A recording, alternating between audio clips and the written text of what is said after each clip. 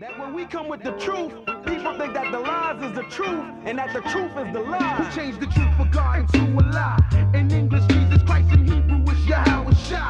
So do or die. The immaculate conception is deception, along with the myth of giving gifts on December 25th. Christmas is Satan's claws, the birth of Nimrod, and not the son of God. To you was kinda odd. On the Passover, Christ was born in the spring. So now we bring the truth about the King of Kings. That's Black Jesus and not Caesar Borgias. And the facts can't be changed. It's all about the Most High. It's all about Yahweh Shai. It's all about the Most High. It's all about Yahweh Shai. It's all about the Most High. It's all about Yahweh Shai. It's all about the Most High. It's all about Yahweh Shai. It's all about the Most High.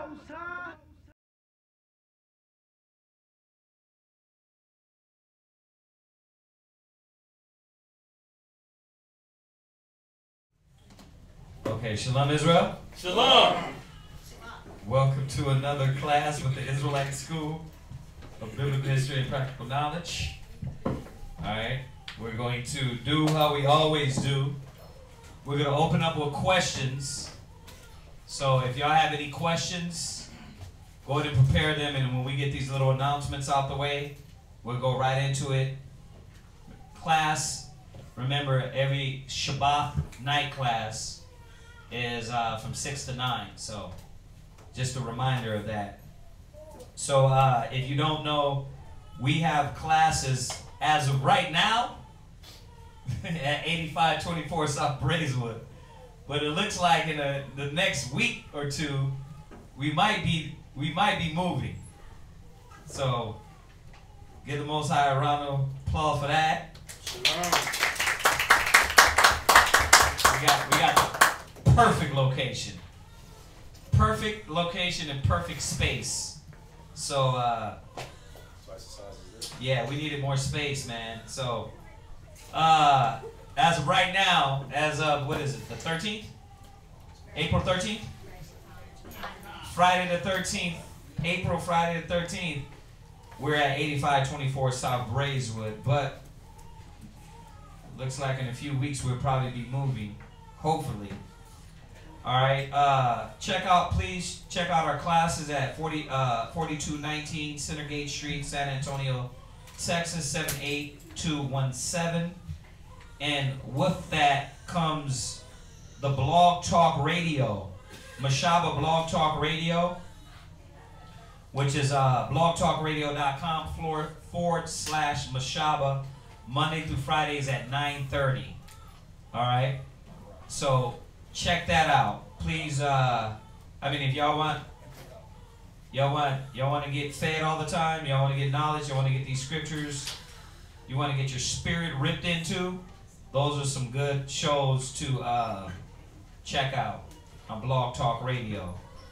All right, we also have classes in Albuquerque, so if you want to get with that, let us know. Our classes here are Mondays and Wednesdays from 7 to 10. Once again, Shabbat night class, which is tonight, 6 to 9, and then Shabbat morning class from 10 to 2. It can go further than that. So if you're hungry, we have a lot of classes. Check out the kids class, which is going to be going on this Sunday, right? Good. Ladies? Con? Is it or no? Con? Alright, Sunday from, what is it? Kids class. It'll be April 15th. Oh, okay. So we moved the time for the kids class to 2 p.m. to 3 p.m. And you can check that out on ISBHPK Kids. Also, look out for the ISBHPK Spanish channel. And we're going to be throwing a lot of kawakabs from Guatemala in Spanish up there. All right, so that's going to be good for flyers also.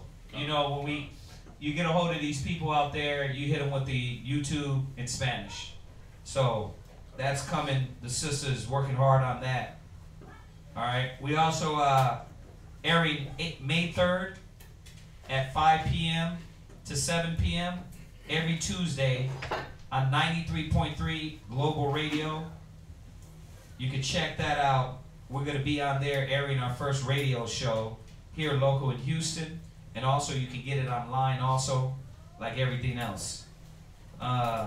Israel Wear is back up and rolling. If you want a garment, the sisters are up and running again to get your garments prepared and get your fringes up.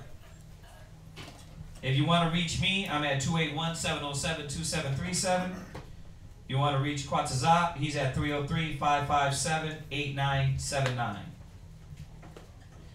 Our webpage is isbhpk.org, and you can also email us at isbhpk@isbhpk.org. So, a lot of information. If you want to donate, you want to give any alms, offerings, tithes, any of that, she's going to put the information there up on the screen, and you can give if you would like to. All right? And as we always say, we thank you, brothers and sisters, whoever has given, donated in alms or offerings or books or pens, papers, Bibles, apocryphers, whatever you give, and we really appreciate that. All right? So, let's see here. That's it. Let's get it rolling with questions. Does anybody got any questions in here? Everybody get out the link, share the link, and then we can get these questions out the way. Does anybody got anything here? La? Or Khan? Khan. What you got? Matthew 22:11. Matthew's 22 verse 11. Khan. Yeah. Get this out. Just in case. Matthew's 22 verse 11.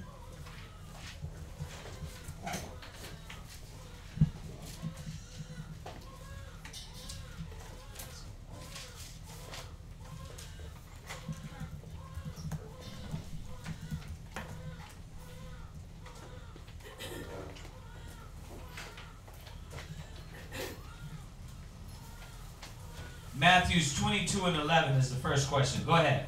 Okay. Matthew chapter 22, verse 11.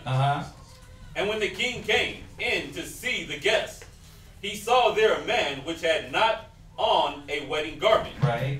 And he said unto him, Friend, how camest thou in hither not having a wedding garment? Right. And he was speechless. Then said the king to the servants, Bind him hand and foot, and take him away, and cast him into outer darkness. There shall be weeping and gnashing of teeth. Right, right. And my question was, like, the parables that Christ spoke were true things. It wasn't just stories. There you go. And so this man being in, like, kind of like almost like snuck in, like, what does that represent? That he snuck in. That's what you're asking? Yeah, like how is he there? Like actually being in, I guess, the kingdom, and then getting kicked out? Right. Well, he never made it in. He tried to go to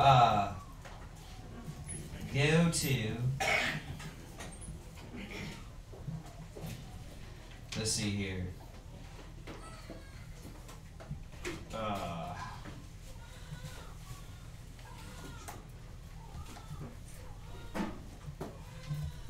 Let me find the scripture real quick. It's still in Matthew's, and it's at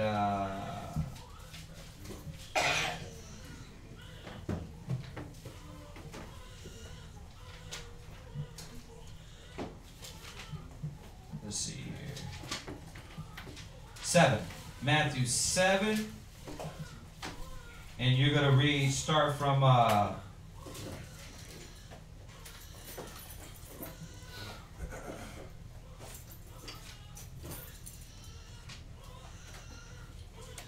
you can read 12. Okay. Matthew chapter 7, verse 12. Therefore, all things whatsoever ye would that men should do to you, do ye even so to them. Go ahead. For this is the law and the prophets. Yeah, we got to go over class on that one. Jesus Christ. Israel don't want a lot of things done to them, but they do it to other people. Go ahead. Verse 13. Enter ye in at the straight gate. Do what? Enter ye in at the straight gate. Do what? Enter ye in at the straight gate. Read. For wide is the gate, and broad is the way that leadeth to destruction. Right. So if I'm gonna come in here, right, you will call that what? The right way to come in the door. Right? But I can go kick in the back window, I can go up, run on the top, jump through the roof. Right? But what is the proper way to come through? The front door. Through the straight gate. Straight gate. Right? Because that's the proper way to make it to the kingdom. Right? So any other way, you're going to be, we went over this yesterday. No, not yesterday. The day before yesterday. The process. Did you catch that class? About going through the process, right? So the scripture says, and we can go back there, if any, the striving for masteries. So there's a proper way to come through or get to the kingdom. Okay. Right? There's a proper path you have to take. Right? Because, read that 13 again. Verse 13. Enter ye in at the straight gate. Right. For wide is the gate, and broad is the way that leadeth to destruction. So if I'm going to get to the Most High, I gotta understand that there's a path that is going to lead me some other way. That's very wide. That leads you to destruction. Go ahead. And many there be which go in thereat. Because straight is the gate, and narrow is the way which leadeth unto life. Right. See, so straight is the gate. So how do I get to the kingdom? I got to go through the narrow way, right? Go ahead. And few there be that find it. Right. So go to 2nd Ezra 7. And few there be that find it. So there's a proper way to go through this gate. There's a proper way to get to the kingdom. We've been taught that you can get in the kingdom by what? What's the improper ways that they think you can get to the kingdom? The improper, the not right way. Yeah. Maybe baptism. Okay, you got to be dunked in water. And as soon as you're dunked in water, you have immediate access to God. They don't tell you about the works. They don't tell you about nothing. Long as you're baptized, you're saved. Right? God. Well, what's another one? What's another misconception of the only one thing you had to do and then, bam, you got it. Yeah. If you're on your deathbed, all you got to do is say, I accept Jesus. Oh, right. And so boom. You could be wicked, a murderer, child molester, and then if you're dying, all you got to do is say what? I believe in you, Christ. And then he opens up the doors of heaven to you. God. Right? That's the misconception. Yeah. You only go to church once a week? Oh, yeah.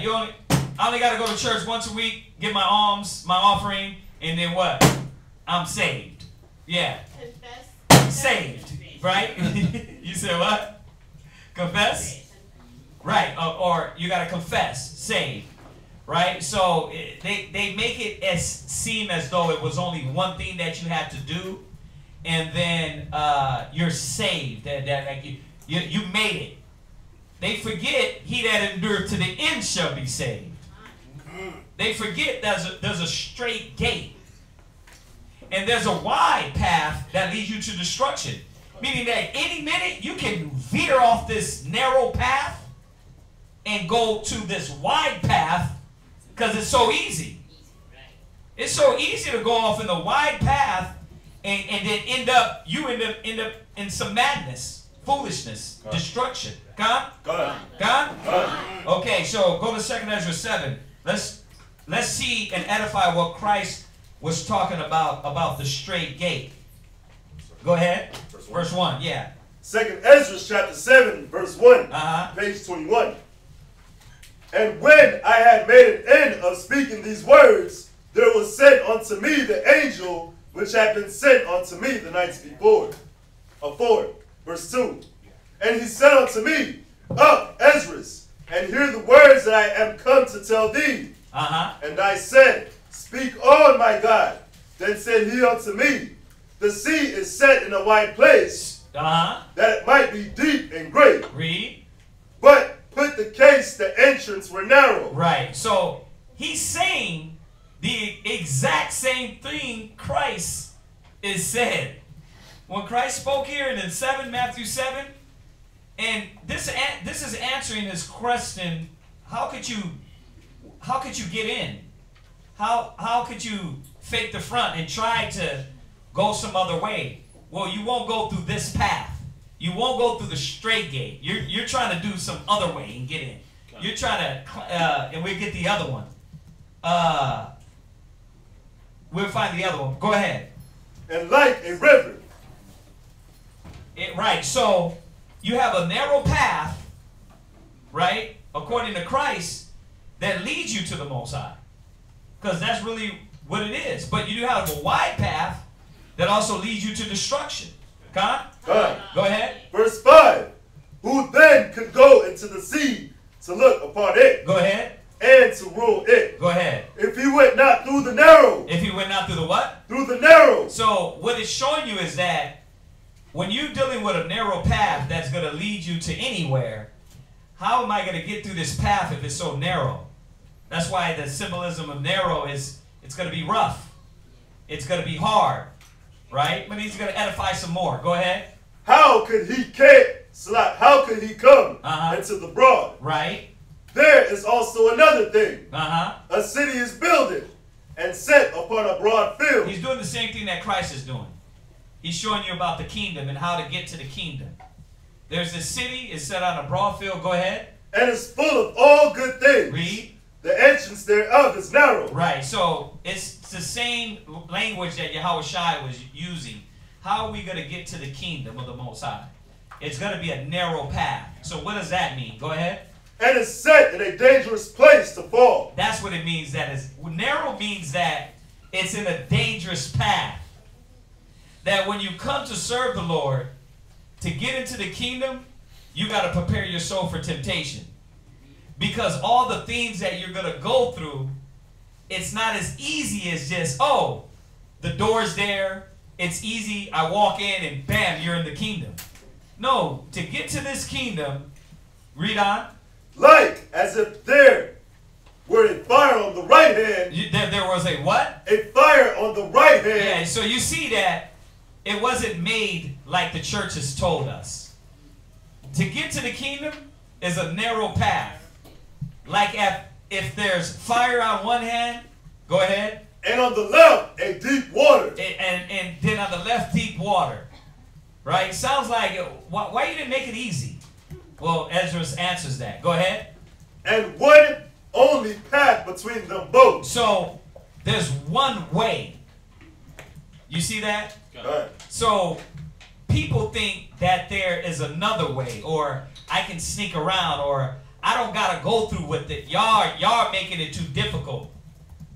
Like, no, I can get the Bible, and guess what? I don't have to go through. Y'all talk about trials and being proven, or a brother telling you about yourself. I don't got to go through all that.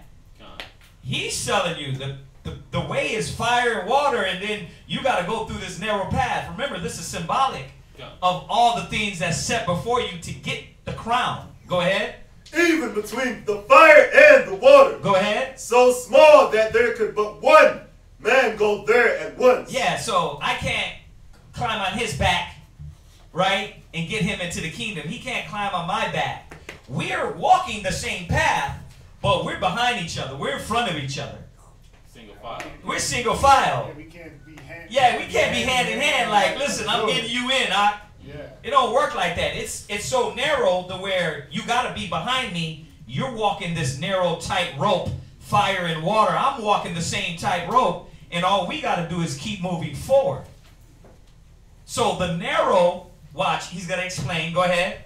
Even between the fire and the water. Go ahead. So small that there could but one man go there at once. Go ahead. if this city now were given unto a man for an inheritance. But the city is given unto Israel for an inheritance. So that's what this parable is when it talks about the wedding. We're being prepared for that wedding. God. Right? God. We're being prepared for the kingdom. God. Right? But you got to go through the straight gate. Because if you don't go through the straight gate and you're not going to be prepared with your robes, with the utensils and things you need to get into the kingdom. So that's what type of individual you're reading about with your question is that this person didn't have his robes prepared. Right. Why? Because he didn't come through the straight gate. He was trying to do some other underhanded, upside down, flip, popcorn, Hebrew Israelite type of deal. You got that other one for me? St. John chapter 10, verse 1. St. John 10 and 1. And we're not done with Esdras, so stay there. Yes, sir. Yeah, and when you look at this Esdras, he's basically letting you know that you can't, the water and the fire were set there for what? They were to keep you in line. But see, a lot of us try to say, I don't want to stay in line. I'm gonna develop a way to get through that water, or I'm gonna run through the fire. Right? I got my flame retardant suit on. I think I do. But what happens? You run into that fire, and what happens? You get charred. You jump in that water thinking that thinking that you can swim, but what happens? You drown. Because you know what it is? I want to avoid the things that are set before me. That's the thing. All you have to do is conquer what's in front of you. Not worry about what's on the side of you, or behind you, or above you, or below you. It's just, let me just, all you got to do is just leap over the little thing that's in front of you. Right? That's all you got to do. Let me just make a leap of faith. But you leap to the side. You leap to your death because why? Hard-headedness, stubbornness, rebelliousness. I know better. I'm an Olympic swimmer. I could run through hot coals. Right? But what happens? Get destroyed every time. So we really got to see that it's about staying in bounds and just walking the path in front of us. Hop over the obstacles and keep it moving. Yep. And this St. John, it tells you. Yeah. That's start from verse 1. St. John chapter 10, verse 1. Verily, verily, I say unto you, he that entereth not by the door into the shepherdfold. You see that? He that entereth not into the door. Go ahead. Because how do you go into a building? You're supposed to go through the door. If you go any other way, if I kick in the back window, or if I climb up, if I enter through the chimney, any other way, what does that look like? What does it look like? You trying to, what you say, Mara Warler? You trying to rob it, right? You trying to break and enter. Go ahead and read on. But climbeth up some other way. And see, what we got to understand, you can't break and enter into the kingdom. There's no way to break and enter into the kingdom of the Most High. Hack the kingdom. Yeah. You can't hack your way into the kingdom. Yeah. There's no cheat code to get into the kingdom. Every time you think you're cheating, the Most High got the cheat code blocker. He got the hack block. He's the ultimate blocker. Y'all understand that? Go ahead. The same is a thief. The same is a what? Thief. Yeah, you're going to be looked at as a thief, as a cheat, as being deceptive. Right, but that's the point. But going back to your question, right? What did he tell him? Where's your question at? Matthew 22:11. We'll read Matthew 22:11 and keep all these scriptures because we're going to jump back to them. We got to go back and finish up Esdras. We got to go back. Go ahead, read that. Matthew chapter 22, verse 11. This is where his question is. Go ahead. And when the king came in to see the guests, he saw there a man which had not on wedding garment. Why? Because he tried to hack the kingdom. He tried to come up through another way. Y'all get that? Yeah. He tried to figure out another way. I don't have to have white on. Why I gotta have white? You know what I mean? Why can't it be the color I want? Go ahead. Go ahead. Verse 12. No, jump back. No, jump back to John. John. Come on. St. John chapter 10, verse 1. Verily, verily, I say unto you, he that entereth not by the door into the shepherdfold. Right. Now, he that doesn't enter that straight path. Go ahead. But climbeth up some other way. Go ahead. The same is a thief and a robber. Yeah, you're the same as a thief and a robber because that's what it looks like you're doing. You're trying to steal your way into somewhere that you don't belong. Because think about it. If you just knock, the Most High said knock, and the door will be open, right? Why not just knock? Why not just go through the door? Because you don't want to beat the man at the door. Yeah. Well, when you go through the door, you gotta you gotta go through those trials. Yeah. It's like the American Ninja. Yeah. You know, it's like the a gladiator where you gotta go through all the obstacles. And that's the problem, is that Israelites were taught through Christianity, people were taught through Christianity, I don't gotta go through all that. That I've been given grace, and therefore I don't gotta go through no trials and tribulation. But if that was the case, then why didn't he have his garment prepared? If the grace was the only thing that was going to get him in, then why he just didn't say, oh, it don't matter, I gave you grace, come on in. See, it lies all the way through. And they destroy the mind of the people, and now they destroy the fight and the battle within you to fight for the kingdom, to value the kingdom, to value the purpose you're going through things in life. Y'all get that? Come on. Go ahead. Go ahead. Come. Verse 2. Verse 2. But he that entereth in by the door is the shepherd of the sheep. You got to think about it. Think about what it's saying. The man that came in through the door, he belonged there. Why? What made him that shepherd? Obadiah. Because he did it the right way. He did it the right way. He was tempered, right? He went through the trials, the tribulations. He was found faithful. He 2 Timothy 2:5. 2 Timothy 2:5. Read that one more time, verse 2. Verse 2. But he that entereth in by the door Get that locker out. is the shepherd of the sheep. He that entereth at the door is the shepherd of the sheep. He was found faithful. He proved that he belonged there. He proved his work. That he was going to come and be what? Read it again. He was the what? Shepherd of the sheep. Yeah, he wasn't a thief. Because he wasn't trying to come up and do some sneakiness, dig a tunnel and come up the back way. He showed up and said, this is what I'm going to do. Put me through the trials. Real heart, real sincere. Faithfulness. Yeah, not that fake and phony white man, Edomite type of, you know what I mean? I'm gonna fake it to the kingdom. Black man, you cannot fake this. Why do you think some shall not taste death till they see the Son of Man coming? Because everybody is going to try to, you got too many Israelites that ride in the coattail of their husband. The only reason why you're here because your husband. The only reason why you're here because a brother. The only reason why you're here because the Most High don't want to smack, you don't want to get smacked. But where's your sincerity? And you see them, they eventually fall off. Why? Because you can't go through all these trials and just not be tempted, and then the people that come in and fake it, and when they're put through the battle, it reveals what they are. And that's what this is saying. There's a process. Go ahead. Read that. 2 Timothy chapter 2, verse 5. Go ahead. And if a man also strive for masteries. See, the shepherd, he's striving for masteries. He's striving to be the master shepherd, the master guy, right? So in that striving, what's going to happen? The Most High is going to test that out. It's just like us. What are we striving for? We're striving for perfection, right? You're striving to be the best wife, the best husband, the best brother, the best sister. Guess what? When you put that out there, the Most High is going to say, okay, let's see. That's where all your battles come from. It's to battle test you. To see if you're that good soldier. Endure hardness, right? Go ahead. Yet is he not crowned. Yeah. See, you're going to strive for masteries, but you're not going to be crowned until what? Go ahead. Except he strive lawfully. Yeah, you got to come in through the door. You got to walk that straight path. The water is on one side, the fire on another, and the obstacles are in front of you. And you just got to learn how to defeat the things in front of you.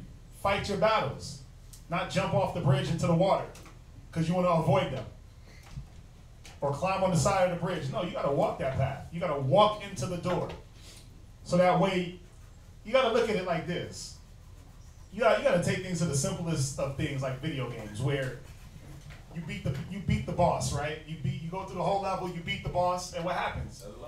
Another level, right? But you gain attributes when you beat that boss. You get a crown. And a lot of y'all a lot of us don't get the crown because we don't want to fight the boss in front of us. We'll get to a certain point and it's like, oh no, it's too hard. It ain't too hard, you just gotta do it. So you can get that crowning.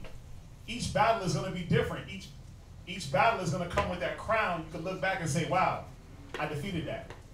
But if you avoid everything, if you don't want to communicate about anything, talk about anything, go through anything, I don't gotta be here, I don't gotta deal with this. If that's in your mind, you'll never be a master.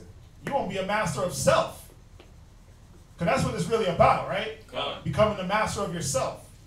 Because whose battles are they? Your own. God. So what are you really trying to do? You're trying to conquer your own mind, conquer your own self. Y'all understand that, right? God. Was that it?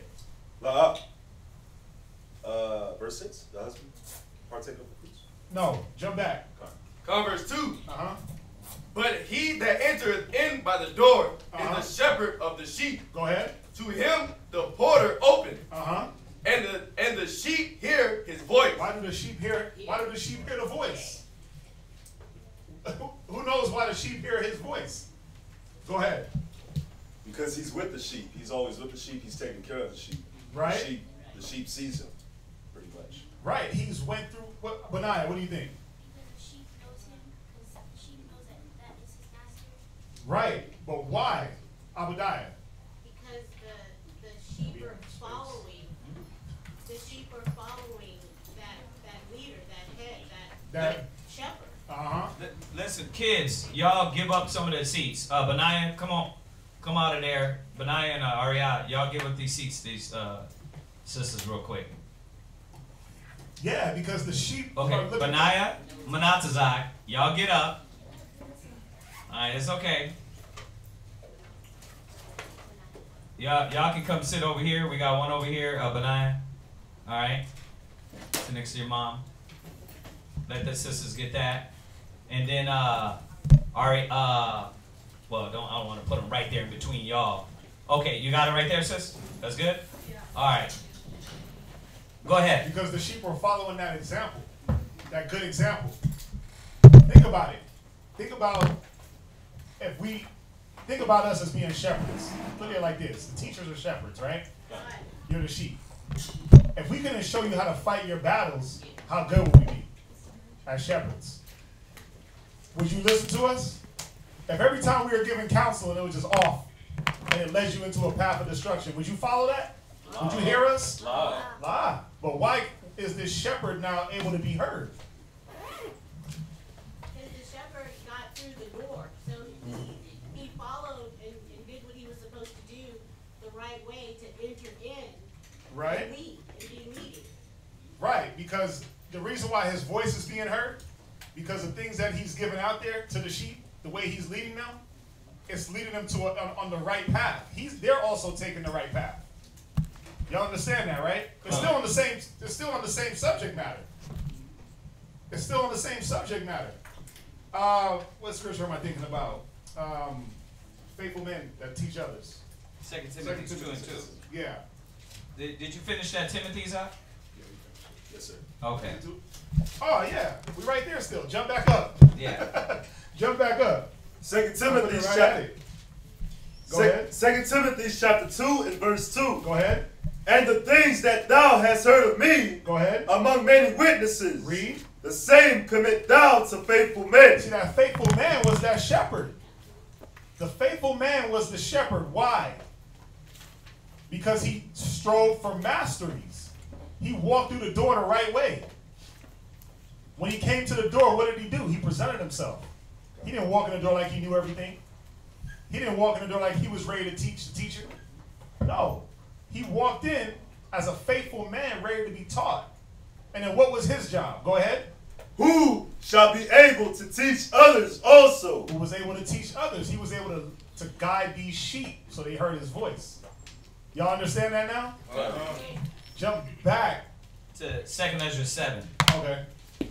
You know, so we're getting that that the reason why this individual wasn't prepared is because they tried to get in some other way than the process called for. right? So we're finding out the process. It says that they're striving for masteries. If you're striving to be that shepherd, that leader, the Israelite to be chosen, you have to do it the right way. You get this, Abiyar? You all getting this? All right. So where are we at right now? And for y'all that just walked in, we're answering questions still. So we're answering this brother's question in Matthew's what? 22:11. We're answering this brother's question in Matthew's 22:11, and it's questions on how could the, go there real quick. Let's just refresh for everybody that came in. That way everybody, these sisters ain't lost. Matthew chapter 22, verse 11. Right. And when the king came in to see the guests, he saw there a man which had not on wedding garment. Right. So we're finding out that this parable is talking about the ones that are getting this knowledge, but they aren't prepared. That's what it's talking about. It's talking about the ones that getting the, listen, the ones that ain't gonna get the knowledge, they ain't showing up at it as it is. So don't get it twisted. This is talking about you brothers and sisters that call yourself Hebrew Israelite Christians, meaning the real Christians, followers of Christ, true believers. It's talking to you. It's talking to us. It ain't talking about them. So how do I make sure I'm prepared and not be this individual coming, but I don't have all the utensils and tools? So this is what we're talking about. We're finding out that if you strive for masteries, according to 2 Timothy 2:5, that to get these tools, to get to the kingdom, we got to do it the right way, right? We got to go through the things that are set before us according to 2nd Ezra, the 7th chapter. And in turn, we're going to do John, the 10th chapter, which is, we're going to come through the, John 10 and Matthew 7, which is coming through the straight gate. Y'all get that? God. If we come through the straight gate, then we're going to be prepared. Give Ariah, give that seat up. Is the seat here? Or Mawala, come and give him that seat. Give him that seat. Sit somewhere else in the back with the kids. So, but good news. Here's a good. Usually everybody don't show up on the Sabbath, so this is why we're like this. But we just found the new building, so it ain't gonna be like this no more. If everybody did show up on one night.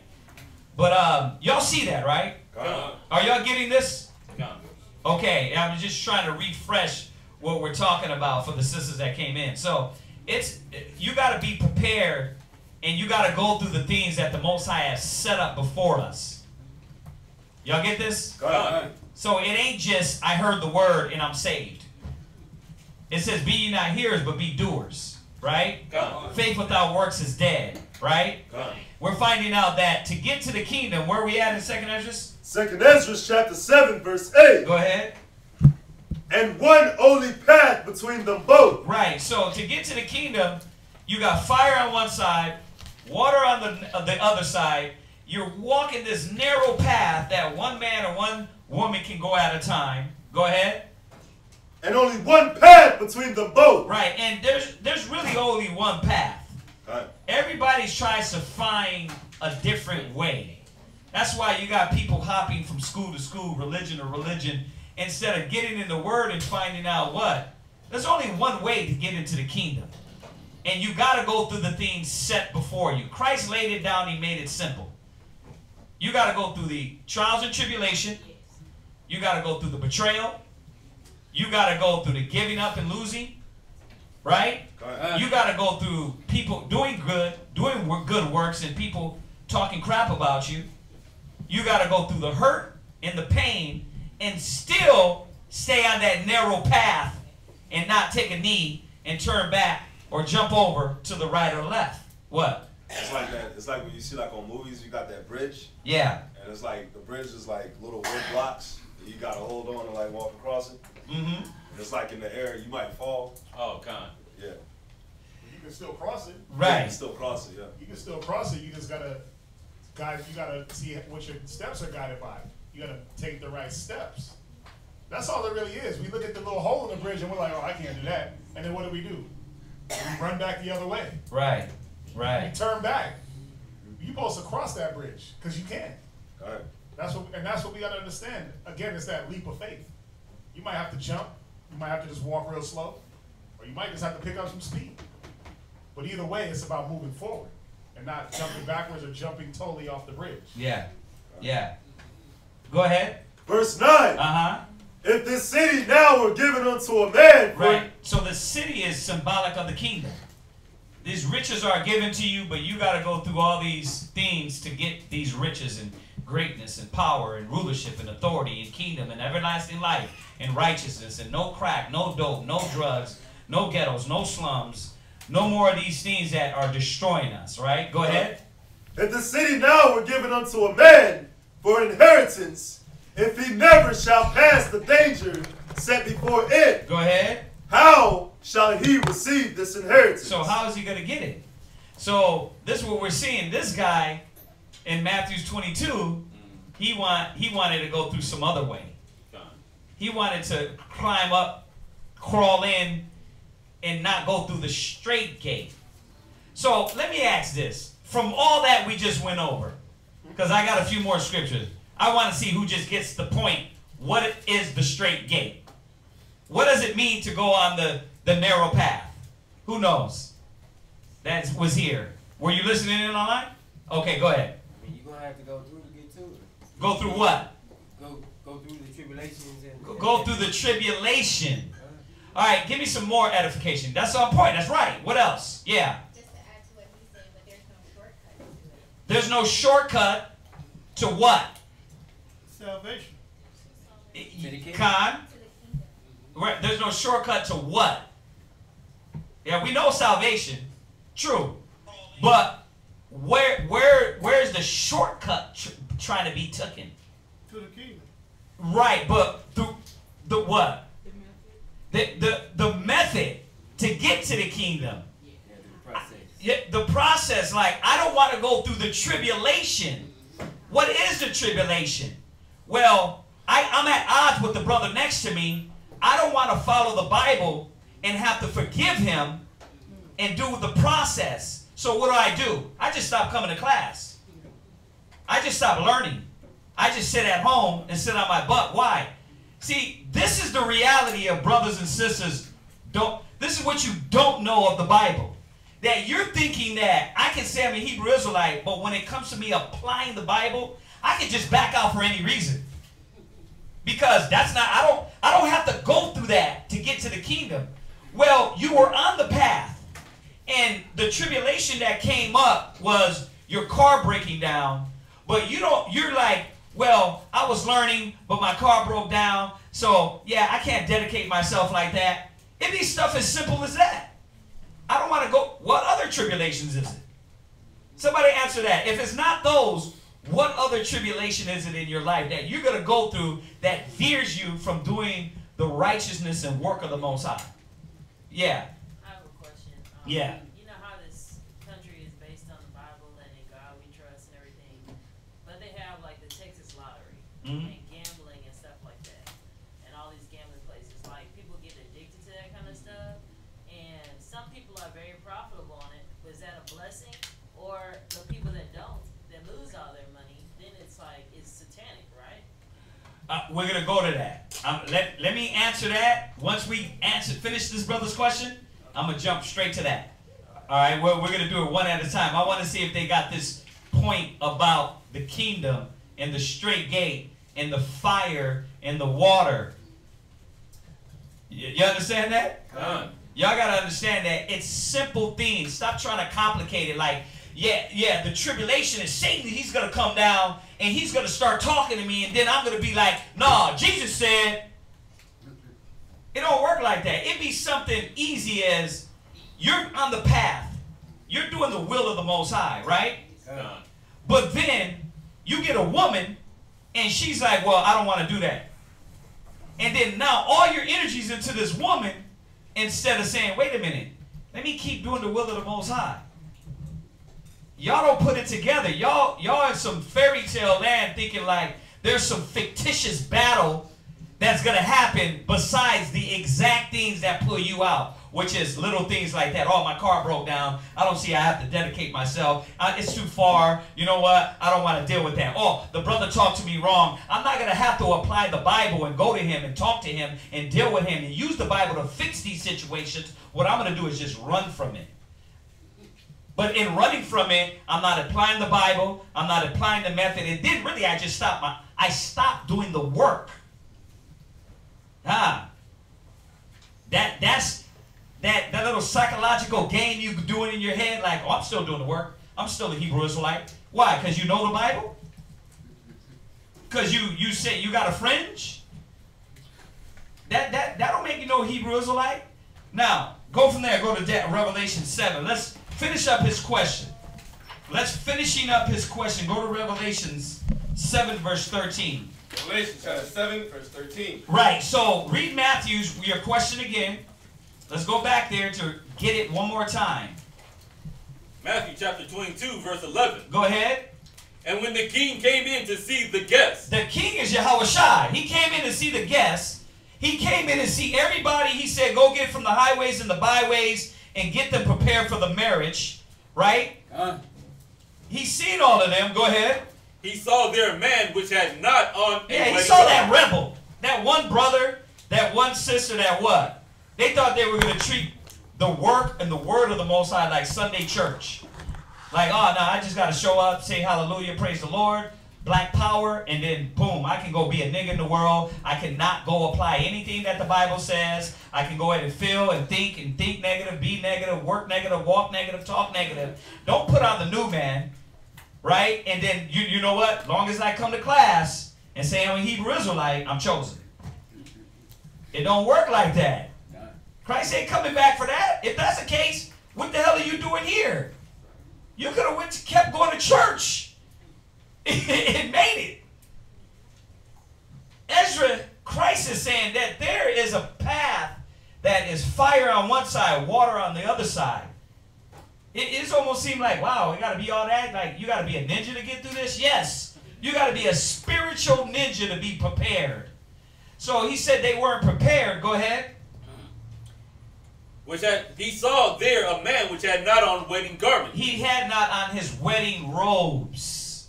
You understand? So go from there and read that Revelation 7:13. Revelation chapter 7, verse 13. Go ahead. And one of the elders answered, saying unto me, right? What are these which are arrayed in white robes? Yeah, who are these? They're the ones that were bidden to the marriage. They were the ones prepared. Well, let's find out how they were prepared and what they had to go through. Go ahead. And whence came they? Yeah, whence came they? Go ahead. And I said unto him, Sir, thou knowest. And he said to me, These are they which came out of great tribulation. No. They came out of easiness. That all they had to do is click on the channel, read and say hallelujah, and then boom, they made it into the kingdom. They came out of what? Great tribulation. What tribulation? You really, work. You can't pay your light bill? I'm cashing it for Christ. Y'all got to understand, tribulation of trying to fight and use the Bible and you not doing that is what veers you from the path. You doing it in the middle of your battle, in the middle of, if I have a problem with this brother, I doing what the Bible says, I fix and go to him and talk to him and deal with the problem, but I got to be vexed with this problem while I'm doing the work? Yeah. Because I can't let him and he can't let me and he can't let our situation take me and say, you know what, I'm not doing that no more. I'm walking off the path. This is the simplicity in Christ. You see that? Go ahead. And have washed their robes. Right. Now, we can go through a list, but this would take the whole class of tribulation. I'm getting into, that's just one piece of tribulation. Another piece might be, you got a lot of doubt on you. And when somebody is hitting you on your doubt to build and strengthen your faith, you say to yourself, well, I don't have to go through that. You know what I mean? I don't have to go through you telling me about myself and then me having to work on myself and fix it. The churches don't teach that.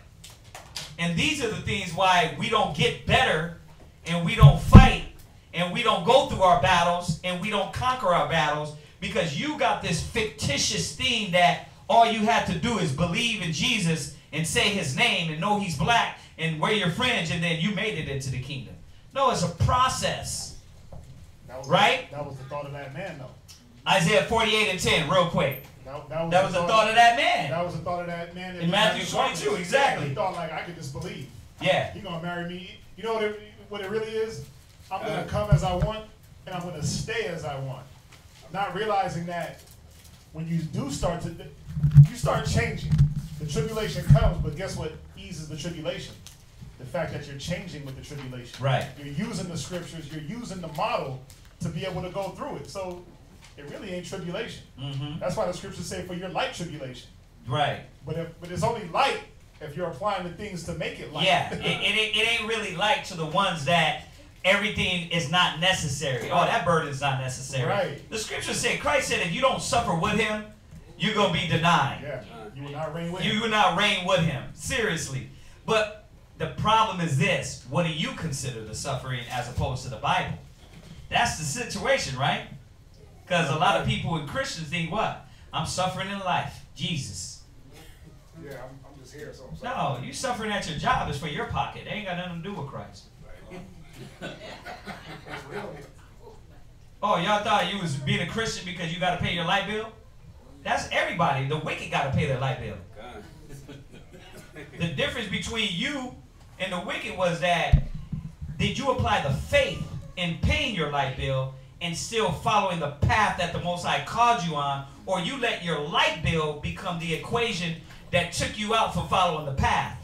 Yeah. That's the difference. I got to pay the light bill. Right, right. So now I got to work like an extra 30 hours. Yeah, so man, me studying, and me learning, me changing, that's on pause right now. I got to pay these lights out. That's the difference between church and the truth. Read that, Isaiah 48:10 real quick. Isaiah chapter 48 and verse 10.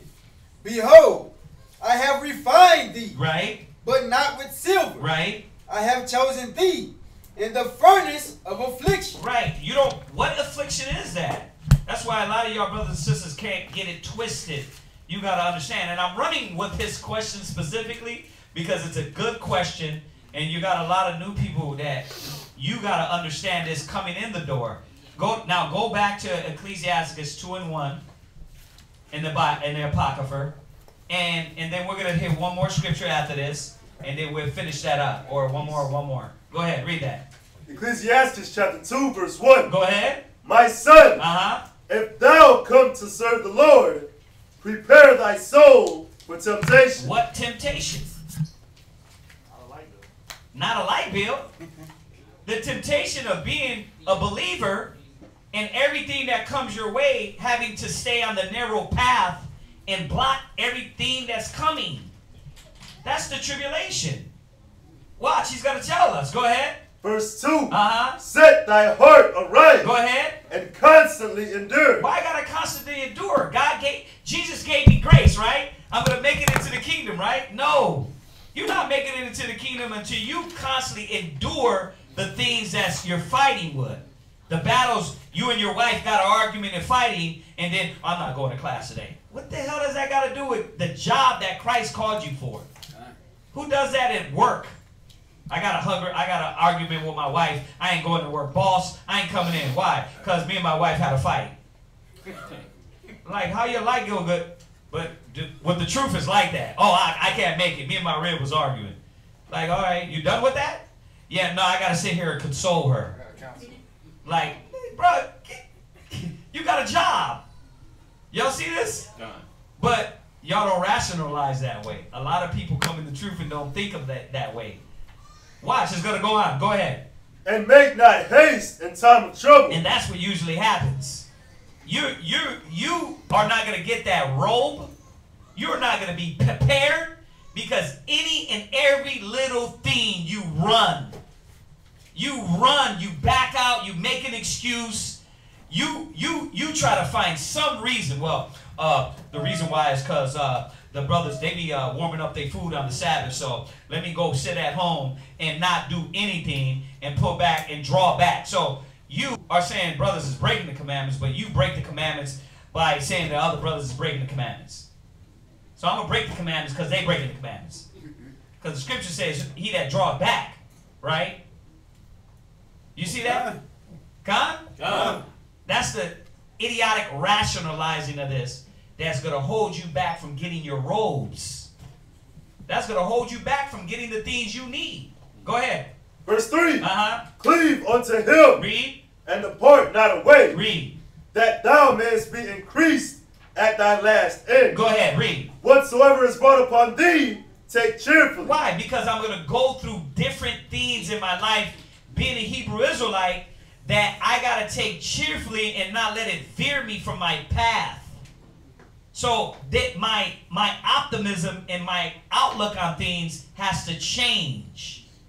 It ain't like you did in the world no more. You go through a little battle, you go in your cubby hole, you start blowing the blow, getting high, you know what I mean, drink, and then like what? See, I do it all by myself, nigga. I don't need nobody else. Right? I know I did that all wrong, but I haven't heard zero in a long time. So.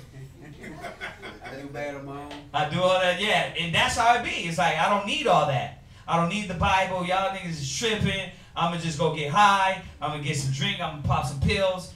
This is how. And that don't, your robes are on pause. Now you stopped. Righteousness stopped. The growth stopped. Go ahead. And be patient when thou art changed to a lower state. Why is it saying that? If it was just about grace, you make it into the kingdom, why do I got to go to a lower state? Because then he'll try you like Job. You will lose your job. You lose your car, you lose your house, but then could you maintain your integrity like Job? Right? On top of that, you what? You're getting checked, you're getting corrected, you're getting told about yourself, and then the only thing is your head, I don't have to go through all this. This is crazy. But he's telling you you do. Go ahead.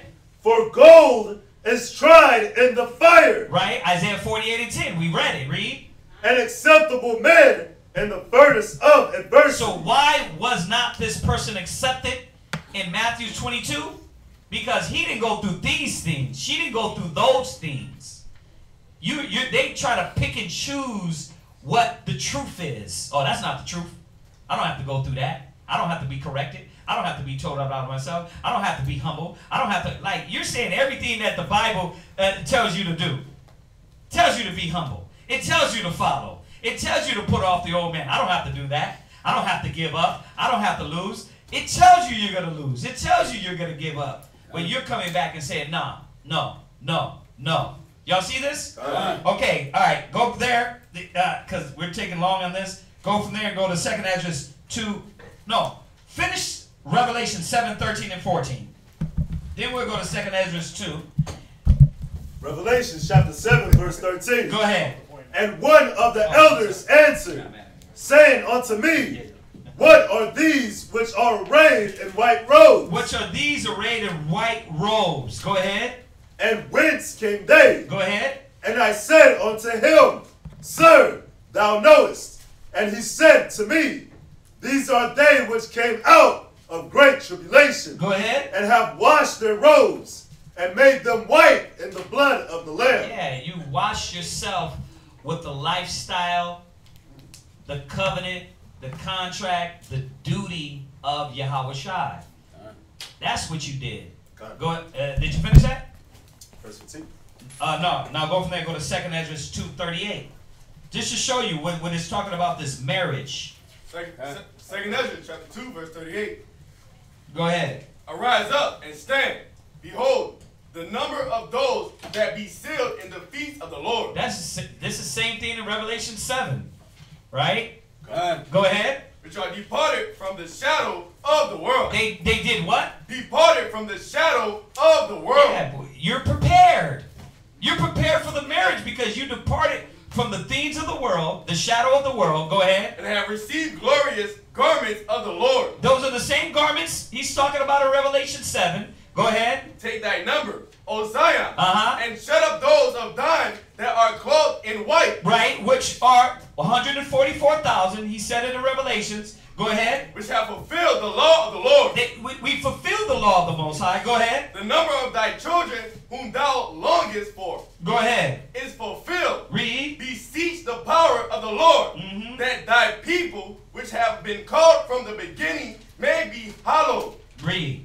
I, Ezra, saw upon the Mount Zion. So y'all see this, right? That to get this, be prepared to have your white robes prepared for the marriage as a virgin, the scriptures tell us. Because there's a lot more scriptures that go with this.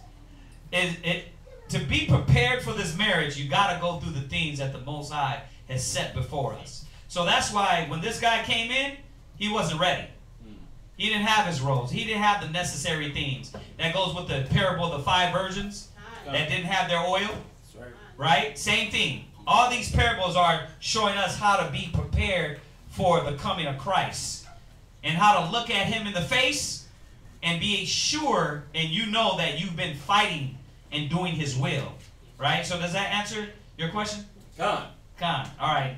So the sister's question was on the lotto. Like, what was it again about them putting their trust in it? Well, I'm just saying, like, it's like America is based on the Bible and in God we trust. America is based on the Bible and in God we trust. Is it on? Check it out. Oh yeah, it's on. All right, we turn it up. But I feel like, you know, He's gonna turn it up for you. Keep talking. Go ahead. one of the tribulations are like the trials that we go through is like, you know, buying like a lotto ticket or something like that, and then we win, and then we get a gambling addiction, and we start losing money. But then some people hit big, and then they're millionaires, and all their problems go away. So is gambling or using the lotto, is that like a sin, or is it satanic, or how do you feel about that? No, the scriptures, gambling is not a sin. All right, so let's go to Proverbs real quick. It's just a real life question. No. Any question here, he's probably he's laughing because he's like, it's a good question. You know what I mean? So no question is dumb. It's all gravy. All right. Proverbs 16:33. Yeah. Yeah, because just to show you that gambling is not unlawful. That's another thing that, or wicked or wrong. No, you know, they showed us that in churches, that gambling and drinking is of the devil. But when you go through the Bible, the scriptures tell you all through the Bible that gambling, the apostles gambled. Do you know that? I'm going to show you. Go ahead. Proverbs chapter 16, verse 33. Proverbs 16:33, which y'all should be getting those scriptures. Proverbs, you got to write it down. Make sure you write these things down, sis. With your question. That way you can go back and say, oh, okay, it says what it says. It wasn't just hoopla. Go ahead. The lot is cast into the lap. The lot is the lot. So what does the lot represent?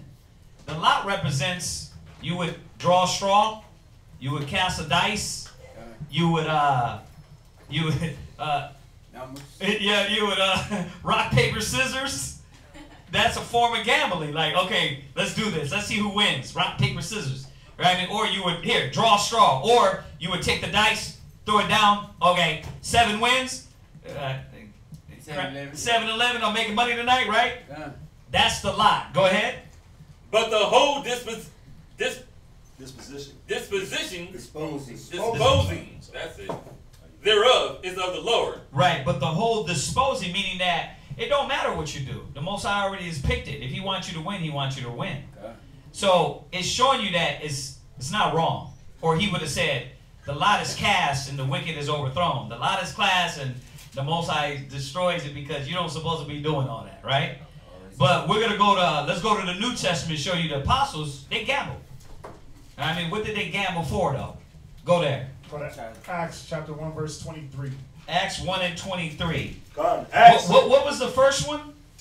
Proverbs 16:33. 23. Oh, 33. 33. I'm sorry.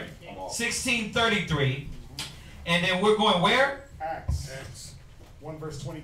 You start at 23. Go ahead. Acts chapter 1 verse 23. And they appointed two, Joseph called Barsabas, who was surnamed Justus, and Matthias.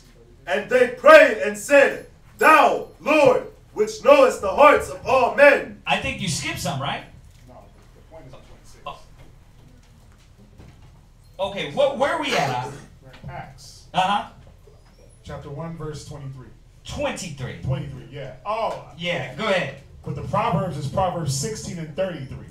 Got you. Yeah, Acts go ahead. chapter 1 verse 23. Go ahead. Verse 24.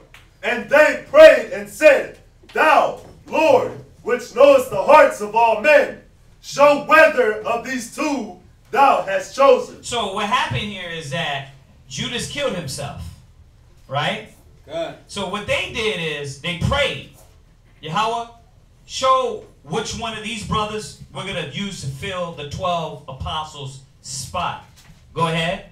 Verse 25. Uh-huh. That he may take part of this ministry. Go ahead. And apostleship, from which Judas by transgression fell. Go ahead. That he might go to his own place. Mm-hmm. And they gave forth their lots. And they gave forth their what? Their lots. Or their bets. Yeah, their bets. Yeah. Their straws.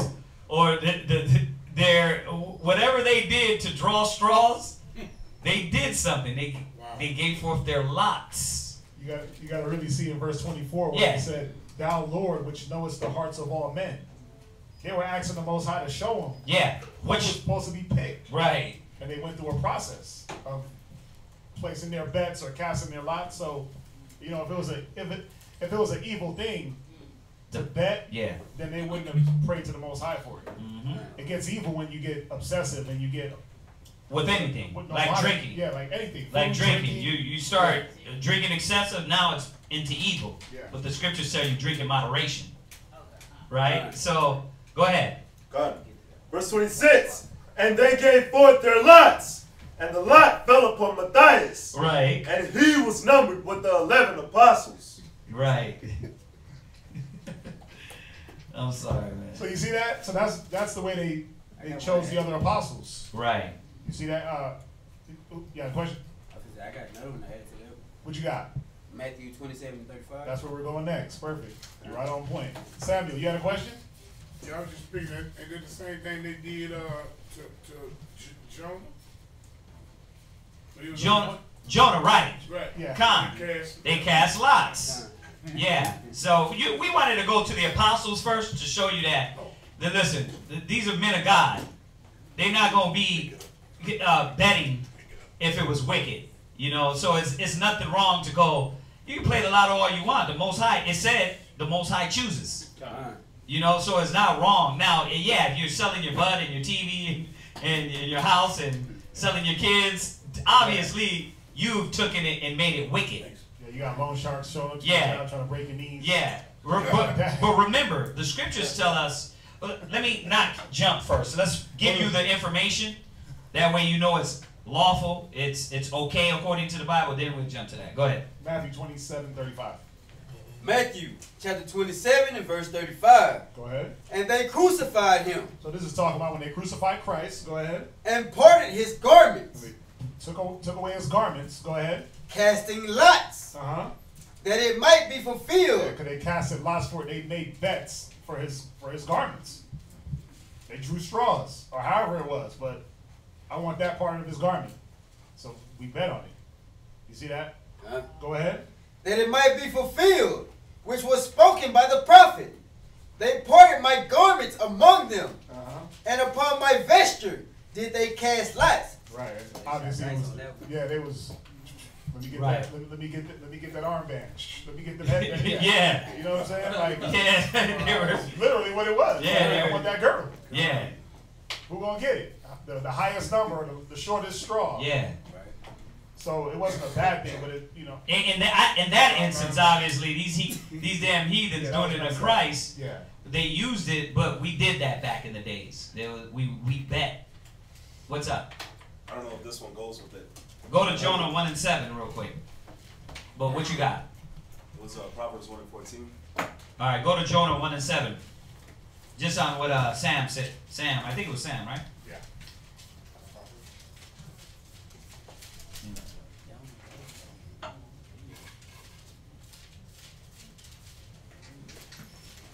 Jonah chapter 1 verse 7. And they said every one to his fellow, come, let us cast lots, that we may know for who caused this evil is upon us. Right. So Jonah, remember, he was in the ship, and the ship was going left and right, and they were like, wait a minute, why is this happening? So they said, let us cast lots. Let us, you know what I mean, figure out what man this is that's doing this. Go ahead. So they cast lots, and the lot fell on Jonah. Yeah, the Most High revealed. He revealed to them that the disposing this to the Most High. Yeah, that's great. You see that though? Now, when you look up lots, okay, in your Strong's Concordance, the number in Hebrew, it breaks it down in Hebrew. It's H1486. It says here, properly a pebble. So they had like, that was like a dice. Right. That was like an ancient dice. That is a lot. A small stone being used for the purpose. Right? It says figuratively a portion or destiny. A lot. Yeah. Yeah, what you got?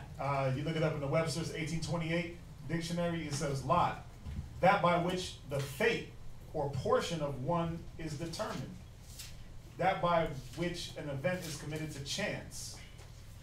That is the determination of providence, as to cast lots or draw lots. Yeah. So but we as godly men knew the Most High controls all that. Right? That Jonah right there like really brings it. Yeah. When you look at it, you're like, wait a minute. We want to let the Most High, this is how we're going to let the Most High determine what's going on. But to show us, we're going to cast lots in the Most High. That's, yeah. But that's how you know when you go out and play the lotto, 50, you know, you go broke playing the lotto, it ain't up to you. You understand that? You said Proverbs what? 1:14.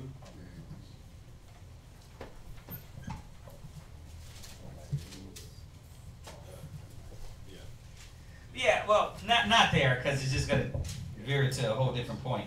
But really, it's saying the same thing, though.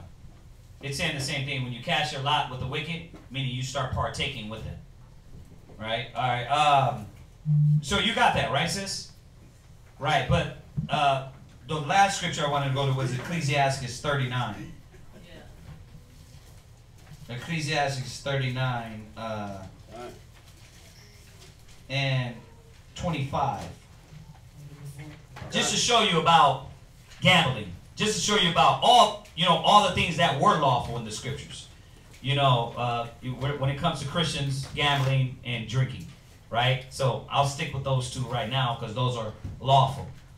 Everything else, you know, popping pills, doing drugs, smoking weed, getting high, that's wicked. Most High don't want you to do those things.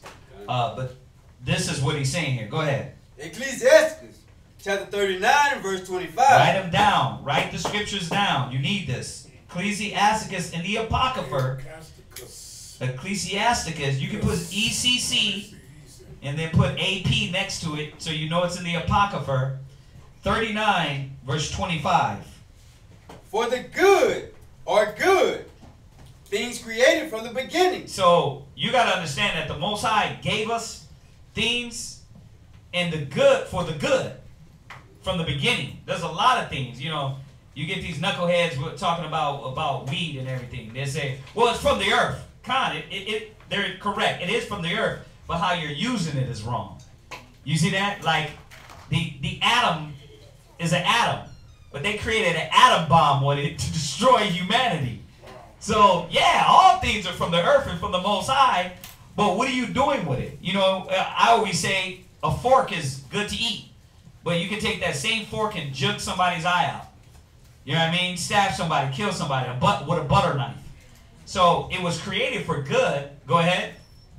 So evil things for sinners. So evil things for sinners. So read on. The principal thing for the whole use of man's life are water, right, fire, iron, And salt. Right? Flour of wheat. So these are the things that the Most High gave us. This is some example that he laid down. Right? You got water. They destroyed that. They put fluoride in your water.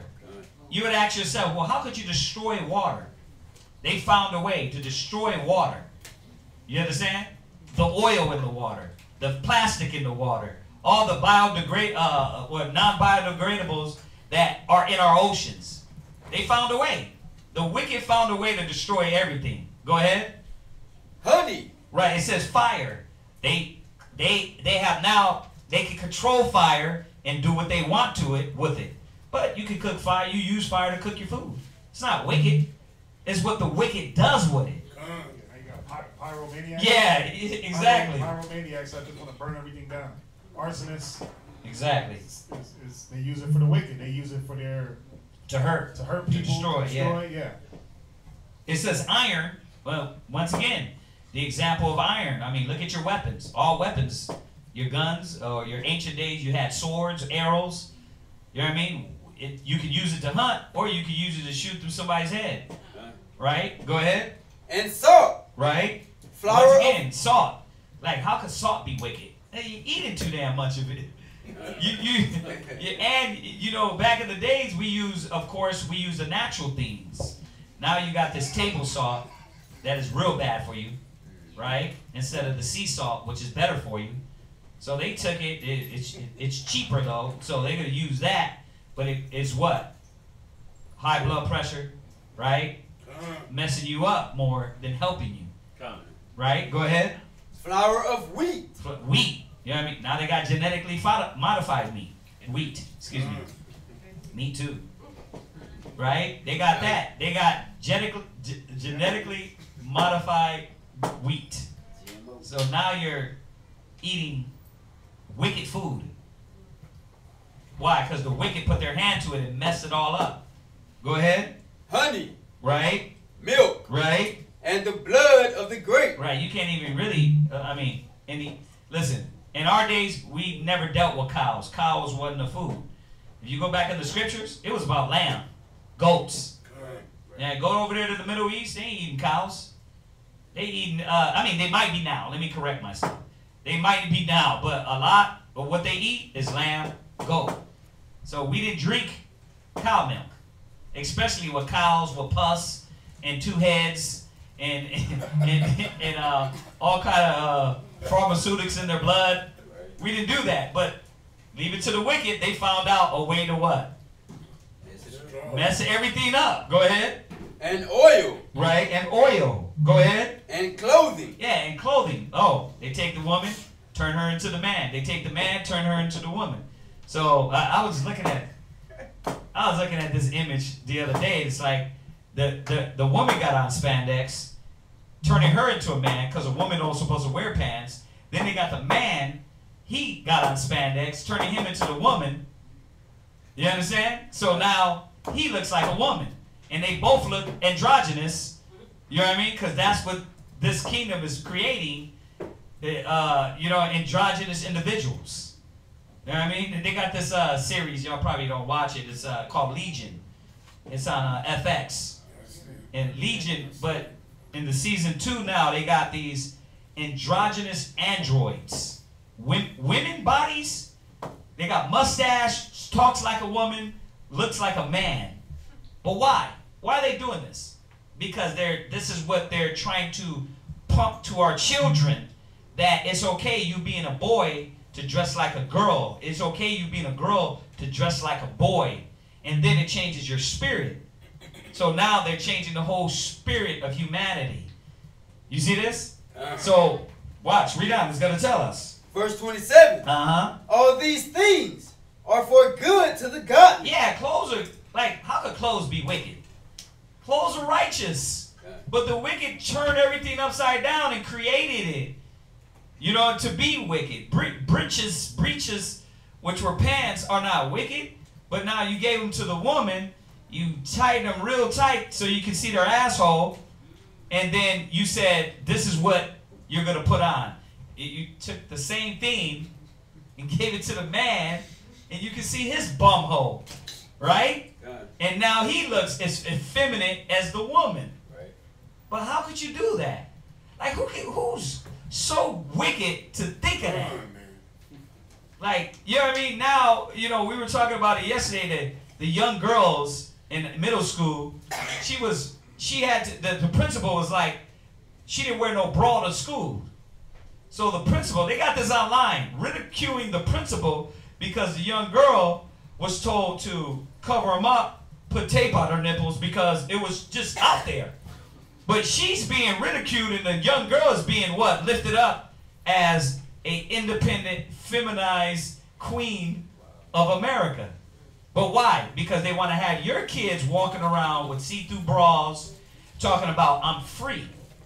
So, read it from the top.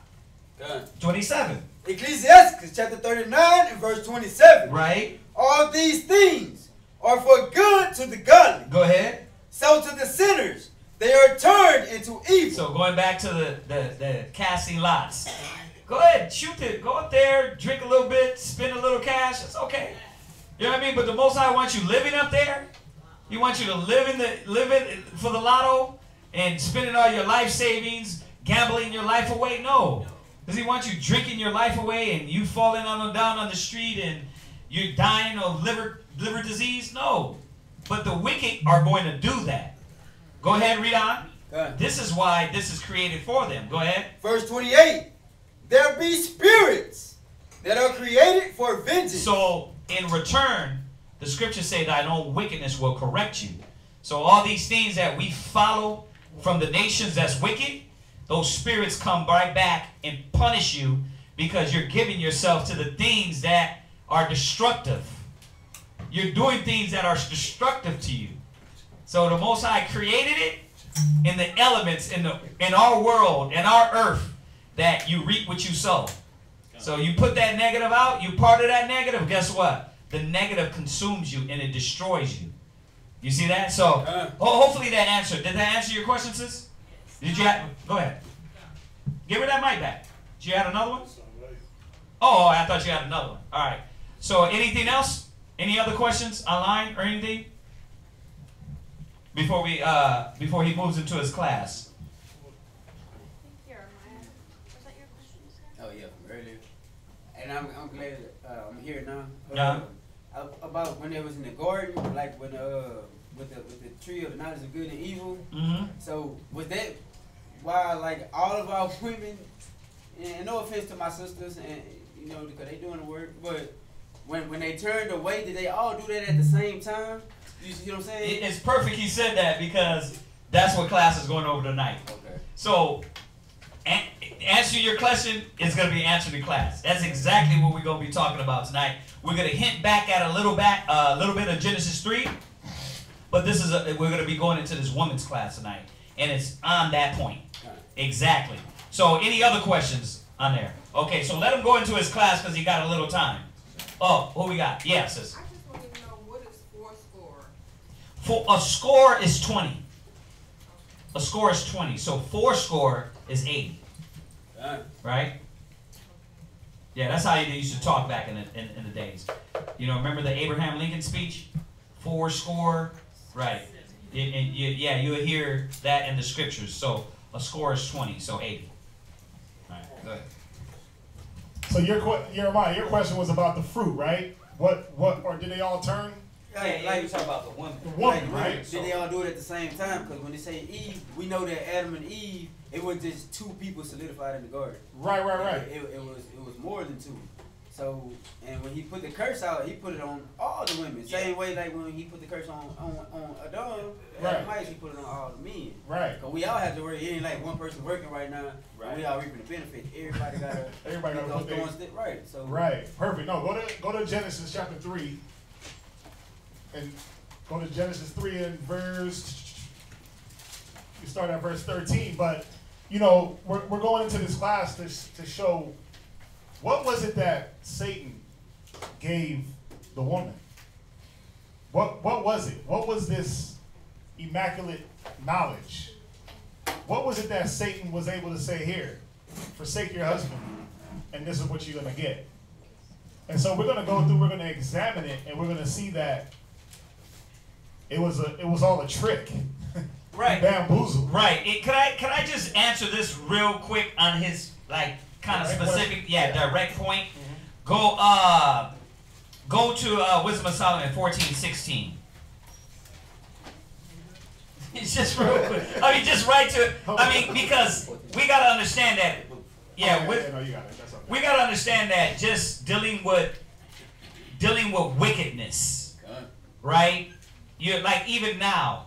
When you see this, remember this androgynous homosexual theme that has been going. Yeah, we know it's been going a while since the 70s, but it's been hid and it's been getting more in our face more recently.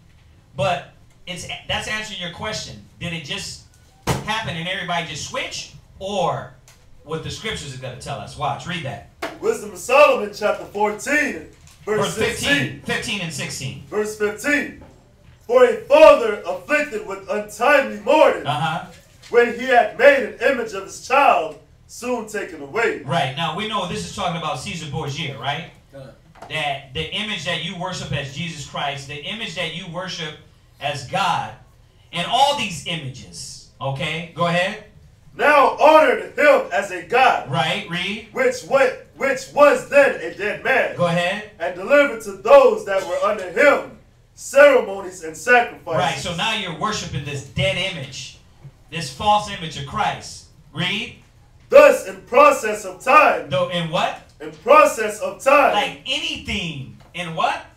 Process of time. Go ahead. An ungodly custom. The what? An ungodly custom. So everybody just did it one all switch and put on spandex. It's little time now. It's getting what?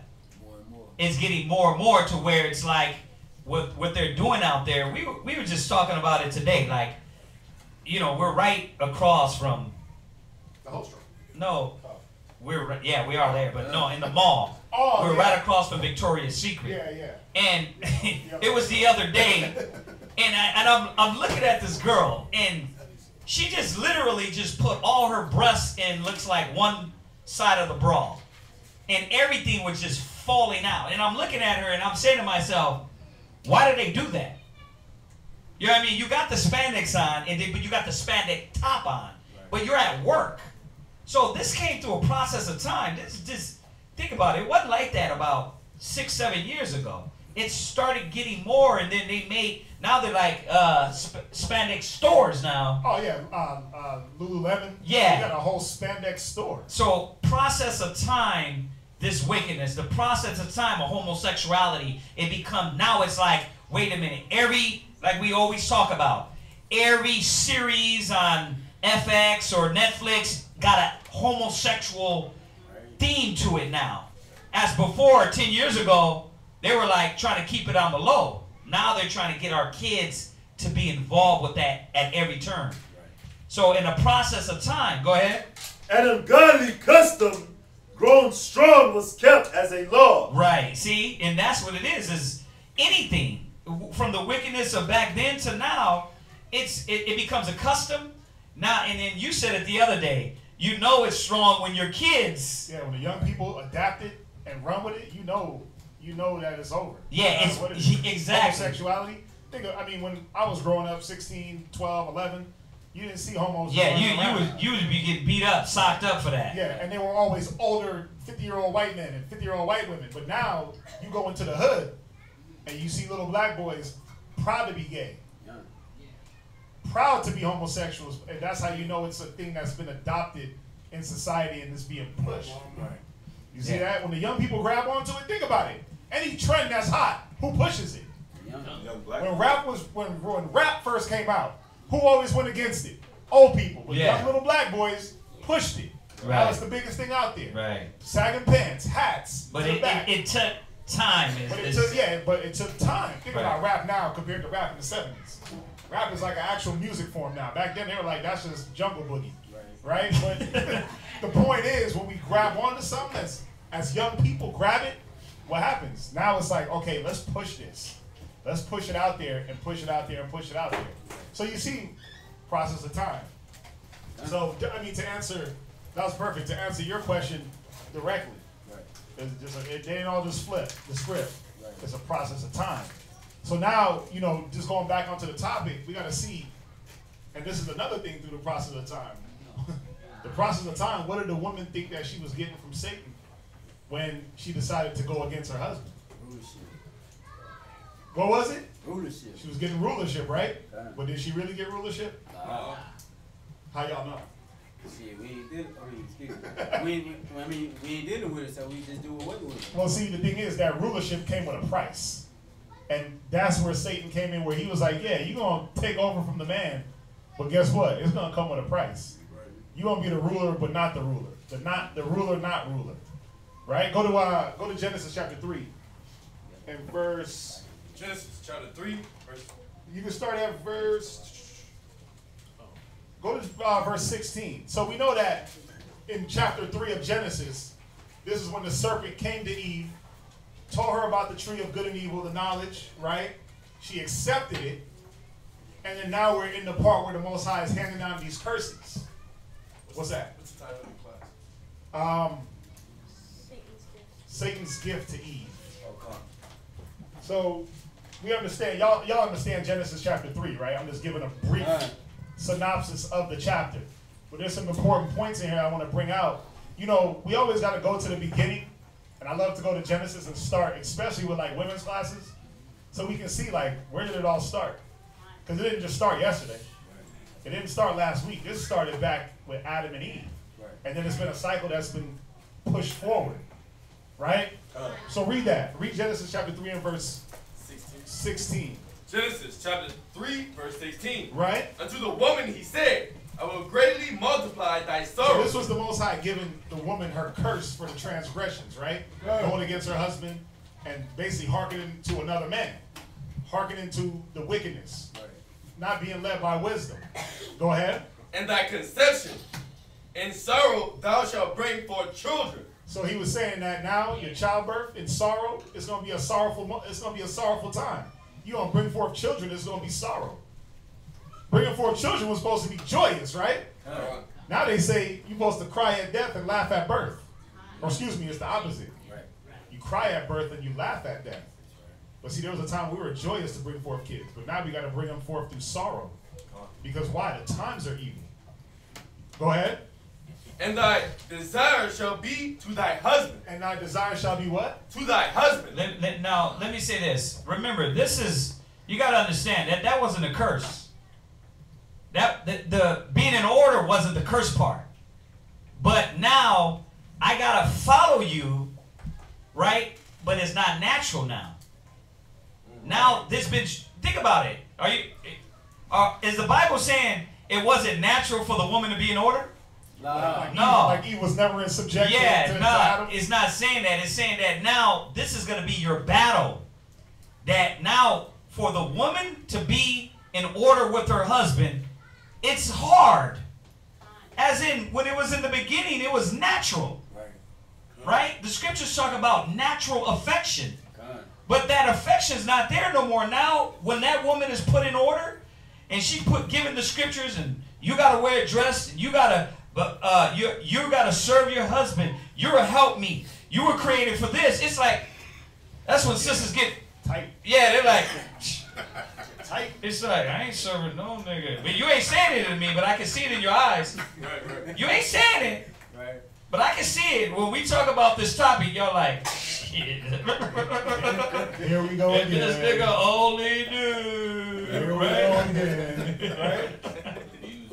But that's the thing, that's where the curse is. Because you're not following in. Your household is not established by the rule of the Most High. It's destruction and everything. Y'all get this? So I wanted to be clear on that. Because you got to think that the Most High is not saying, oh, now the curse is you being in order. He created you to be in order. Right? Watch, go to Ecclesiastes 25:1. You get that. The curse is this, the fact that we have to magnify and come down on everything and put you in that order. There you go. We got to constantly put you in that subjection. Yeah, and I just want to clear this up because, you know, Ecclesiastes 25:1, what you was going to say? You just went one chapter over to Genesis 2:18. We're going to go there too. Grab it then. Grab Genesis 2:18. Go to Ecclesiasticus in the Apocrypha 25:1. Ecclesiasticus chapter 25 and verse 1. Go ahead. In 3 things was I beautified. The Most High is beautified in this. This is what the glory of the Most High, to have these things. Go ahead. And stood up beautiful before both the Most High and men. Yeah, this is a beautiful thing. Before man and the Most High. What though? Huh? It was bound in heaven and in yeah, man. Go ahead. The unity of brethren. The what? The unity of brethren. Man, when you see and you look at how the black, Hispanic man, the Israelite man, Native American man had black pride, brown pride, unity back in the 70s. You know what I mean? Where you can actually walk down the street and say, "What's up, brother?" Right? You know, there was a power behind that. When you go look at the old, for everybody that is like, y'all niggas are old, go look at the old videos and look at the Malcolm X. Look at the either Martin Luther King. Look at all these moments, and there's a lot of probably history you have to get outside of the movies. But we had pride with ourselves.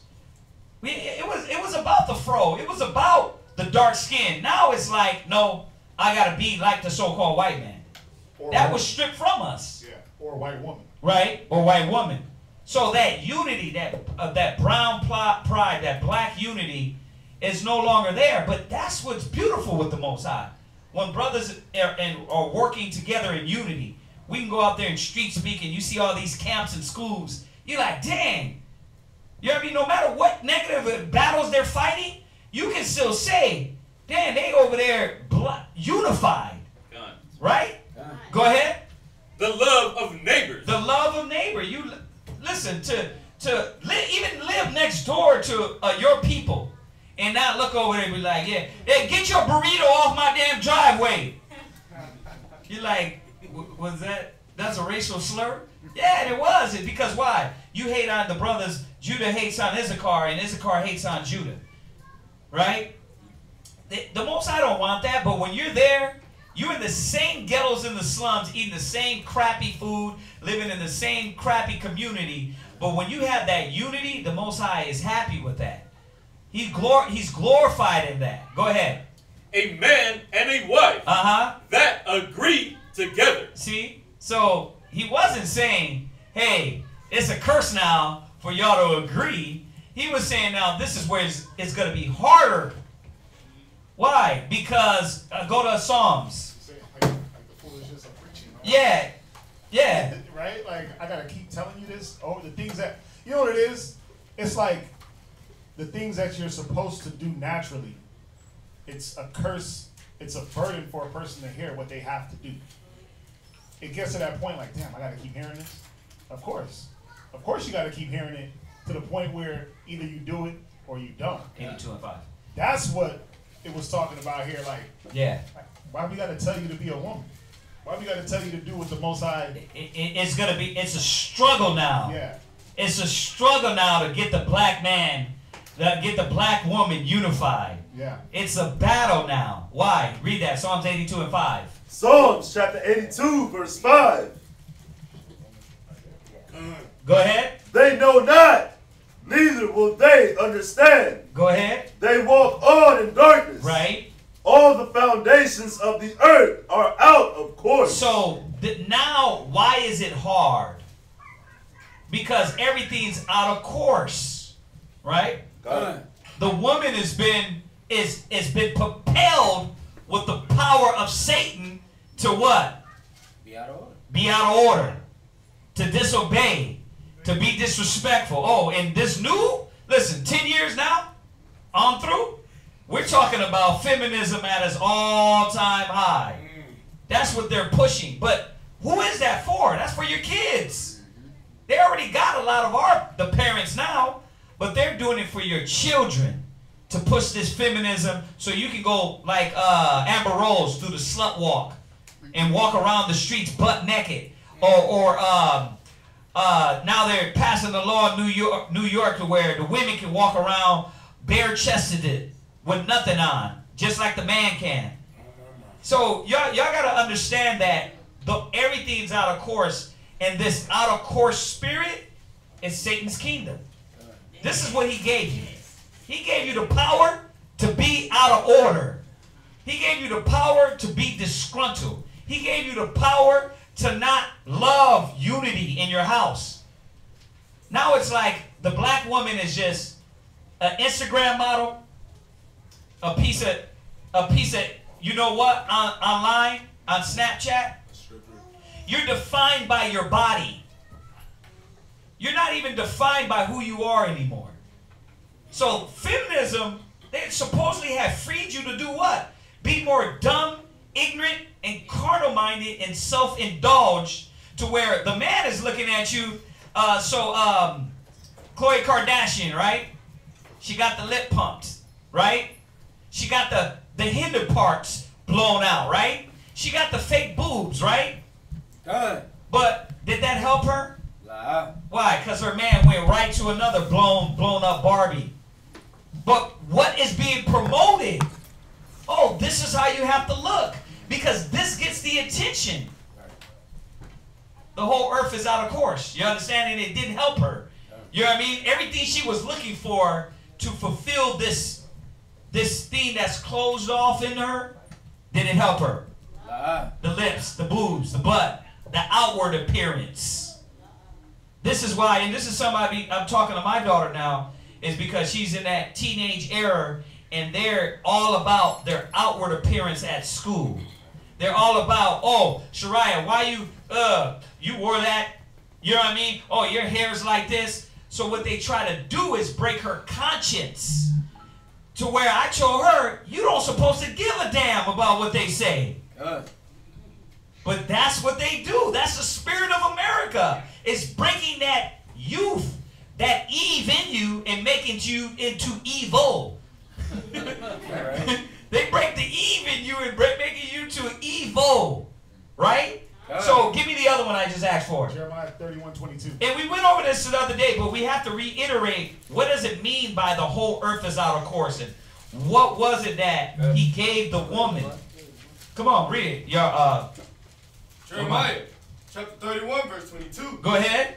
How long wilt thou go about, O thou backsliding daughter? Right. He's talking to us.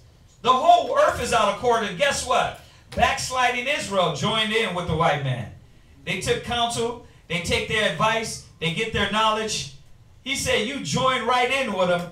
Why and how? Read. For the Lord hath created a new thing in the earth. Read. A woman shall compass a man. Yeah, now the woman is over the man. Why? Because Israel went backsliding and you trusted in Satan. So guess who your woman trusts in? The same person, the devil. And that's why the beauty of unity is not there.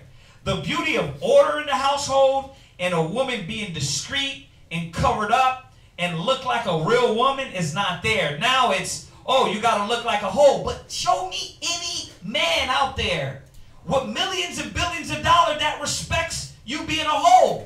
No, they don't. Look at the irony in this. America makes you into looking and acting like a whore. Then when you are the whore, what do? They treat you like the whore. God. But they did all these things to break your spirit to get there. And now when you're there, guess what? You're a single loud whore. You're a single loud, disrespectful, disobedient, 5 baby daddy woman. And disgruntled. Because you let America create that in you. You let Satan run with this, and this is where this out of course. Go to Romans 2. What is it? 2. No, Romans 12. 12. No, I mean Isaiah 42. I'm sorry. Forget Romans. Isaiah 42, verse 5. because they transgress the law. I'm having a brain fart here. Go to Isaiah. Go to Isaiah. Just to deal with this point. Get that Genesis, the understanding what happened in Genesis. Isaiah 24 and 5. I'm sorry, y'all. Isaiah 24, verse 5. So this is what Satan gave us. He didn't give you freedom. He gave you more bondage masqueraded as freedom. Yeah, because you can walk around and be disgruntled, but you're lonely. You alone. You're disgruntled. You're disrespectful. You got 10 niggas on your belt, 4 baby daddies, right? And you're thinking that's power. I got power. I got power to be a hoe. That's not power. He tricked you to destroy you. Y'all get this? What? You know the cold thing about it, they be thinking that's independence. Yeah. In the Willie Lynch letter, he say he gave them a false sense of independence. There you go. Yep. Perfect point. That Willie Lynch letter. Come on, read that. Isaiah 24, verse 5. Isaiah chapter 24, verse 5. Go ahead. The earth also is defiled under the inhabitants thereof. Well, we just read Psalms 82 and 5 is out of course. Right? The whole earth is out of course. We just read in Jeremiah. How is it out of course? The woman, Israel's rebellious. We're following their way, so the woman's over us. Right? How else is it out of course? Go ahead. The earth is also defiled under the inhabitants thereof. Go ahead. Because they have transgressed the law. Because they did what? Transgressed the law. This is what they did. And the best way to do that is to put the woman up over the man and to destroy the unity of the household. So let's get this correct. And as he transitions to this other point, let's get this correct. It's not a gift that they gave you. It's not a gift that Satan gave you. You keep destroying your household. Let me ask you this. This is something rhetorical as we move on. How far is your husband going to take being punked to you break his spirit and you realize he ain't no more a man and then you leave anyway? Yeah, I got to answer that. I just want y'all to think about that. How far is it going to take till you break him and you got a leash around his neck and break all his manhood to where you don't respect him anyway? Because that's where America will take it to when it comes to you dealing with a man. Y'all understand that? So we understand that point on that wasn't a curse, right? In Genesis 3:18. We understand that, right? Do y'all? Come. So let me ask you this. Satan gave Eve this power, this fictitious power, right? Well, what did he actually take away? What was the one thing he took away from Eve and from both Adam and Eve? What was it? Unity. We know it was unity. Their wisdom. Their what? Their wisdom. Can I say this? There's a lot of things. I want to say that. But we're narrowing it down pertaining to the topic. Right. So let's not be narrow-minded with Genesis 3. When he led us into sin, Satan led us into sin, there's a lot. There's a lot he led us into. But we're narrowing it down and we're talking about the household. We're talking about the man and the woman. All right? So I don't want you to be narrow-minded when you read it and be like, it was only that. That's not the case. There's a lot of things that Satan taught, right? He opened up the doors to sin. So there's y'all get that, right? All right, I want to make that clear. Go ahead. So he stripped the wisdom, right? Because Adam and Eve were on, it says wisdom does what? What was wisdom supposed to do to you? It's supposed to lift you up, right? So if he stripped the wisdom, what did he do? What was that? Fellowship. You said fellowship? Yeah. Between Adam and Eve, you mean? Yeah. Oh yeah, he definitely destroyed that. The fellowship, the unity. Right. But with the wisdom is what we're focusing on. Why? Because what did it do to them? What did it do to Eve? She thought what? She thought that what Satan was going to give me was going to do what? Elevate her over a man. Elevate. And lift her up. But what did it do in turn? Bring her to a lower state. Go to Proverbs 13 and verse 18. Right. Guy, you had your hand up. Well, I was going to say, it put dissension and division between Yeah. the two, so they weren't unified. And what she said is that they put dissension and division, which is very correct. Dissension and division, yeah. Strip that unity. He stripped it's like almost that unity was that beautifying of them. And he just slowly stripped off their garment, that beautiful garment that they had, and just made them look raggedy as hell. You see that? Go to Proverbs 13 and verse 18. Proverbs chapter 13, verse 18. Go ahead. Poverty and shame. Wait, so what happened to Eve? Poverty Go ahead. and shame. Read. shall be to him that refuseth instruction. You see, because when Eve said, you know what? I'm going to take what Satan got. I'm going to deal with your knowledge, Satan. She rejected Adam. She rejected the wisdom. Read it one more time. Poverty and shame. Now you're dealing in poverty and shame. Think about today. Ain't the black woman, Hispanic woman impoverished? Because if you weren't, you wouldn't need food stamps. Right? You wouldn't need Section 8. You wouldn't need government assistance if you weren't impoverished. Listen, even you dealing and working and slaving for the so-called white man hours of the day where you can't see your kids prove you're impoverished. You know, you could have a job and still be impoverished because what you suffer at is what you suffer, and what's really affecting you is spiritual. It ain't necessarily like, you know, you don't have food. You know what I mean? Listen, the birds are eating and they're going to eat. You would eat either way it goes. So let's talk about being impoverished. But the impoverished, think about it, paycheck to paycheck. Yeah, exactly. You're killing yourself at the job, now you can't nurture your children. That's a state of impoverishment. There you go. And it breeds this bad cycle. There you go. That just keeps being pushed to the daughters, pushed to your sons, that all you got to do is just go work for the white man, everything will be all right. All you got to do is go chill with the white man, everything will be okay. It settles in your mind the American dream. How many of you sisters feel like you're doing your duty just because you're going to work? That's where the downfall is. That when you get eased and thinking, hey, I'm going to work, I'm bringing in some bread, I'm done. That's the same thing they told a black man. If you buy Pampers, if you pay your light bill, you're a real man. You got trannies buying Pampers. Yeah. You understand? That don't make you a man. That don't make you a woman because you just are fulfilled with a job. What is your duty as a woman? Y'all understand that? Like, what are you living for? Y'all can't really think. Come on now. You can't really think life is about a damn job and about what the white man told you about. You live life, you work a job, and then you die. That's it? Oh, you got to pay taxes. Oh, you pay. Yeah, you can't. You got to pay taxes. You got to pay. You can't get from that. No. You got to think about this. That's so ignorant. That's so base. That's so low for you think that all life is about is finances and money, and then that's happiness. But that's Satan, though. Yeah. That's where Satan came in and tricked you. He didn't give you the fine print to tell you that that's what you were going to rely on and think life was about. Yeah. He didn't tell you that. You just saw the little, we have to say the booby prize. Right. You saw the treat, but you didn't see what was behind it. You saw the door and walked through it and didn't realize what was going to be behind this door. What was I really giving up? What was I really forsaking for not wanting to be guided by wisdom? Because that's what it really boils down to. Is it about a man? Is it about a woman?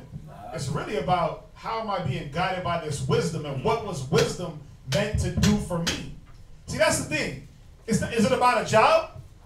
Is it about this school? What is it really about? What do we always rely on? The Most High. The Most High's wisdom. But see, you know what?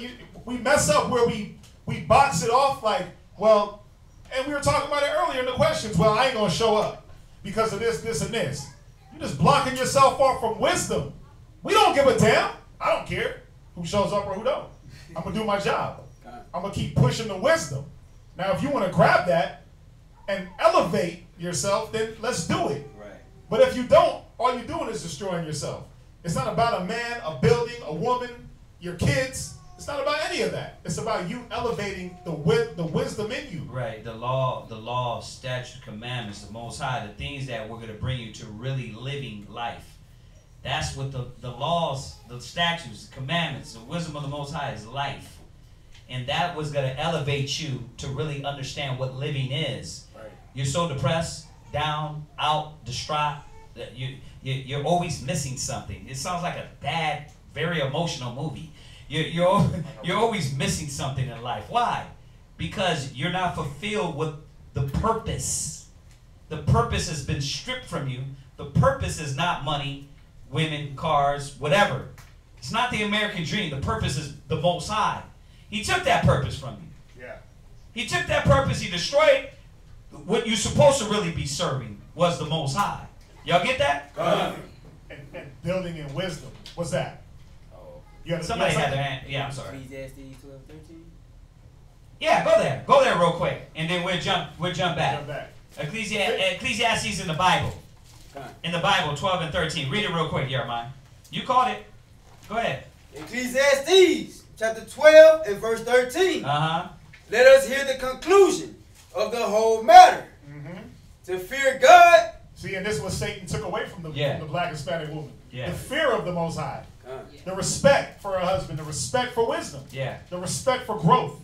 Go ahead. And keep his commandments. And then in turn, you're like, I ain't got to keep no damn commandments like a dress. What are you talking about? Right. I'm going to put on these spandex, these tight shoes, these tight pants. Right? I'm going to put on whatever, I'm going to wear whatever I want. Guess what? I'm going to go out in nothing. I'm going to just wear nothing. Yeah. That's where it get to. Like, I'm going to show you. Show us what? You've already shown us everything. Yeah. I seen that. I was in Chili's yesterday, and the chick rolled through. She had on pants. But, bro, the whole front of the pants was cut out to, like, right here in the crease. I was like, you should have just came in the drawers. That's it. You shouldn't even have wore pants. Like, what's the point? I didn't get it. I was like, why you even got pants on? You should have just came out in the thong and just let us all. Because there was nothing that you were covering up anyway. But see, that fear has been stripped. Yeah. That fear for if I don't follow the commandment, then I'm going to be checked. Because why? Satan said, no, you don't got to do that. And you're above the commandment. Oh, man, that's why, as you're talking and the Spirit's bringing this out, that's why slut shaming, that's really strategic, though. Think about that. To use and say you're shaming a slut. Like, a slut is cool. Right. Like it's all good. Like, you don't got the right to talk crap about a slut. Right. So what they did is psychologically mess you up and say, you're slut shaming. And it's like, yeah, because she's a slut. And she should be shameful to be a slut. But this is how America is the best at psychology. They're the greatest at psychology and reverse. They gonna reverse the reverse psychology on you. When you thinking you smart, they like smarter working on you. And they're doing it on you, and it messes with your conscience. So people, rappers, movie stars are getting on there, and when they're finna speak on something, they gotta shut their mouth. Because it can't be against homosexuals. It can't be against, oh, she's a slut. It can't be that, because now if you're not the slut, you're you got on a dress. What the hell's wrong with you? Right. Wait a minute, you ain't a faggot. What's wrong with you? Right, and that's what I was saying about to my daughter is that's what it's getting so wicked. She's like, well, why are you always wearing dress? They told her, we want to see you in pants at the end of the year, right? Oh, wow. They was like, we want to see you in pants at the end of the year. She's like, nah, I'm good. Like they're making this pact to get her off the righteous path. But that's the whole point, is to break the righteous. Like, that's why, think about it. That's why the Most High said, how many are going to die? Because it's her there. I mean, even the Muslims wear pants, right? Under the little garment? No, I'm talking about just pants straight out. Yeah. Oh, yeah. You know what I mean? But the thing is that it's little things like that it'll wear at your conscience. And she's in middle school. She ain't even in high school yet. Man, I told her, wait till you get to high school. You think this is bad? They're gonna be trying to pay. They're already passing her, trying to get her to smoke weed. They're already talking about they got boyfriends and they kiss in middle school. Yeah. So you got to think about if they're doing that with our babies. You think they give a damn about the grown black woman, man, that's walking around on TV calling herself Rihanna with sheer shirts with breasts popping out, and there's no more respect for you.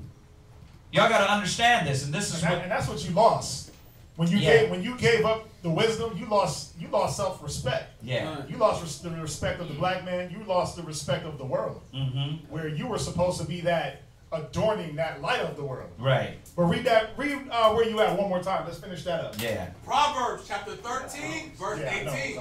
Yeah. Poverty and shame shall be to him that refuseth instruction. And since you refuse the wisdom, now you're impoverished. Yeah. Now your household is impoverished. That's why it says the knowledge of wickedness is not wisdom. Eve thought she was getting some knowledge from Satan. It wasn't wisdom. And now in turn, you rejected the will of the Most High. Now you're impoverished. You're broke. You're in the ghettos. Go ahead. But he that regardeth reproof shall be honored. And that's why there's no honor in the black and Hispanic household. Yeah. Because why? As soon as I tell you to put on a dress, you tighten up. Yeah. The demons hop on you. You want to rebel and backlash and talk back? It's just a dress, sis. That's what you're supposed to have on. As soon as I say, look, get in order, follow me. My mama told me, nigga, I ain't getting in order to nobody. I'm not used to doing that. So guess what? I ain't going to do it. What's that, sis? You just mentioned, like my mama told me or whatever. My mom tried to do the same thing with me. Yeah. She was like, you're not supposed to submit to no man. Yeah. I was like, wow, that was blunt. Why? Why? Because your mom got the spirit of a whore on her. She got the spirit of a harlot. And the script, listen, the Most High called us all whores, so don't get caught up. He even called the men whores, so don't start tripping. You got that whore's forehead. Yeah, he said Israelites got a whore's forehead. He calls her stubborn hoes. So relax. Yeah, you just got to see that. What is a whore about? A whore is about her own agenda. Yeah. A whore is about just doing what she want to do with whoever she want to do it at any time she want to do it. Right. When was that not? Damn, we don't got no morals. We're actually breaking down. You know, we have to actually defend on not being a whore. Yeah, because that's insane. Because it's slut shaming. That's because if I slut shame you, then we can't slut shame anymore. We can't. Think about it. To be Not a me. slut was I'll a be shame. shaming all these hoes. Well, that was a shameful thing anyway. And then now it's like you slut shaming. You're like shame shaming. Listen, go to Ecclesiastes real quick. Let's veer real quick. Go to Ecclesiastes 20. You got it? Never mind. No. Oh. Good. Yeah, Ecclesiastes 25. Hey, you got up like you already had it. No, I don't got it. You got it. Read it. A shameless woman? Oh, you in that? Yeah. You in that mind. Read that. No, I'm just on this point real quick. Go ahead. Sharp with it. Go ahead. Yeah, Ecclesiastes 25. You got it? I'm at 25. You want the first one? No. Oh, no, I thought you had it. Hold on. Is it Ecclesiastes 26 or 25? I mean, 26, 25. Is it 26, 25? Yeah. Go ahead, read that. A shameless woman shall be counted as a dog. Yeah, so there was always shame for being a whore. Listen, man and women. So let's not get it twisted. There was always a shame for being a whore. There was always a shame for being disgraceful. There was always shame for not having a character, a wholesome standard about yourself. Morals. Right? Remember that word? Morals? Like that's been really lowered. The what? It's been diminished. Yeah, it's been like morals. Like when you got your mama telling you, you know, but the funny thing is, like I said before, Shawashana's father had her tell her the same thing, but her mom was humble as hell. He went and cheated on her. Did she leave? No. Right there, humble. To where she had to check her like, Mom, you do it to him. Why would you tell me not to be in order with my husband when you've been in order through being beat, through being happy, but him dealing with another woman? Oh, Dad lost it. He popped the top. Why? Because they're not understanding that what they're teaching is going to corrupt their children. Y'all see this? So it says, read it again. A shameless woman shall be counted as a dog. Yeah, what is a female dog? Bitch. Yeah. So a shameless woman is counted as that. I'm not going to repeat it. It was said once enough, right? A shameless, even a male dog. Even a male dog, when you look it up, he was a whore. Yeah. He was a man without morals. He'll do anything for money. Very true. You see that? Go jump back. Come on. Jump back real quick. Go to, because we've been hammering this point. So we know that the wisdom was stripped, right? We know the wisdom was supposed to guide. Go to Proverbs 9 and verse 1. This is the thing that's lacking. This is what Satan stripped from you women. And in turn, it stripped the whole household. This is what Satan replaced with power. He gave you power, lip injections, butt injections, blonde weave, Brazilians, right? Himalayans. He gave you all the Himalayan bundles in the world, but he took this away from you, and this was the most important thing. You know what he gave you? He gave you spandex at Walmart with dirty ass bottoms. See through black spandex. Yeah, like what did he give them? Go look at Walmart. Go look at our women online. He gave you twerking. That's it. Twerking. Now you got rights because you can twerk online with your pants sticking out. That's what he gave you. He didn't give you any self-respect. You understand that?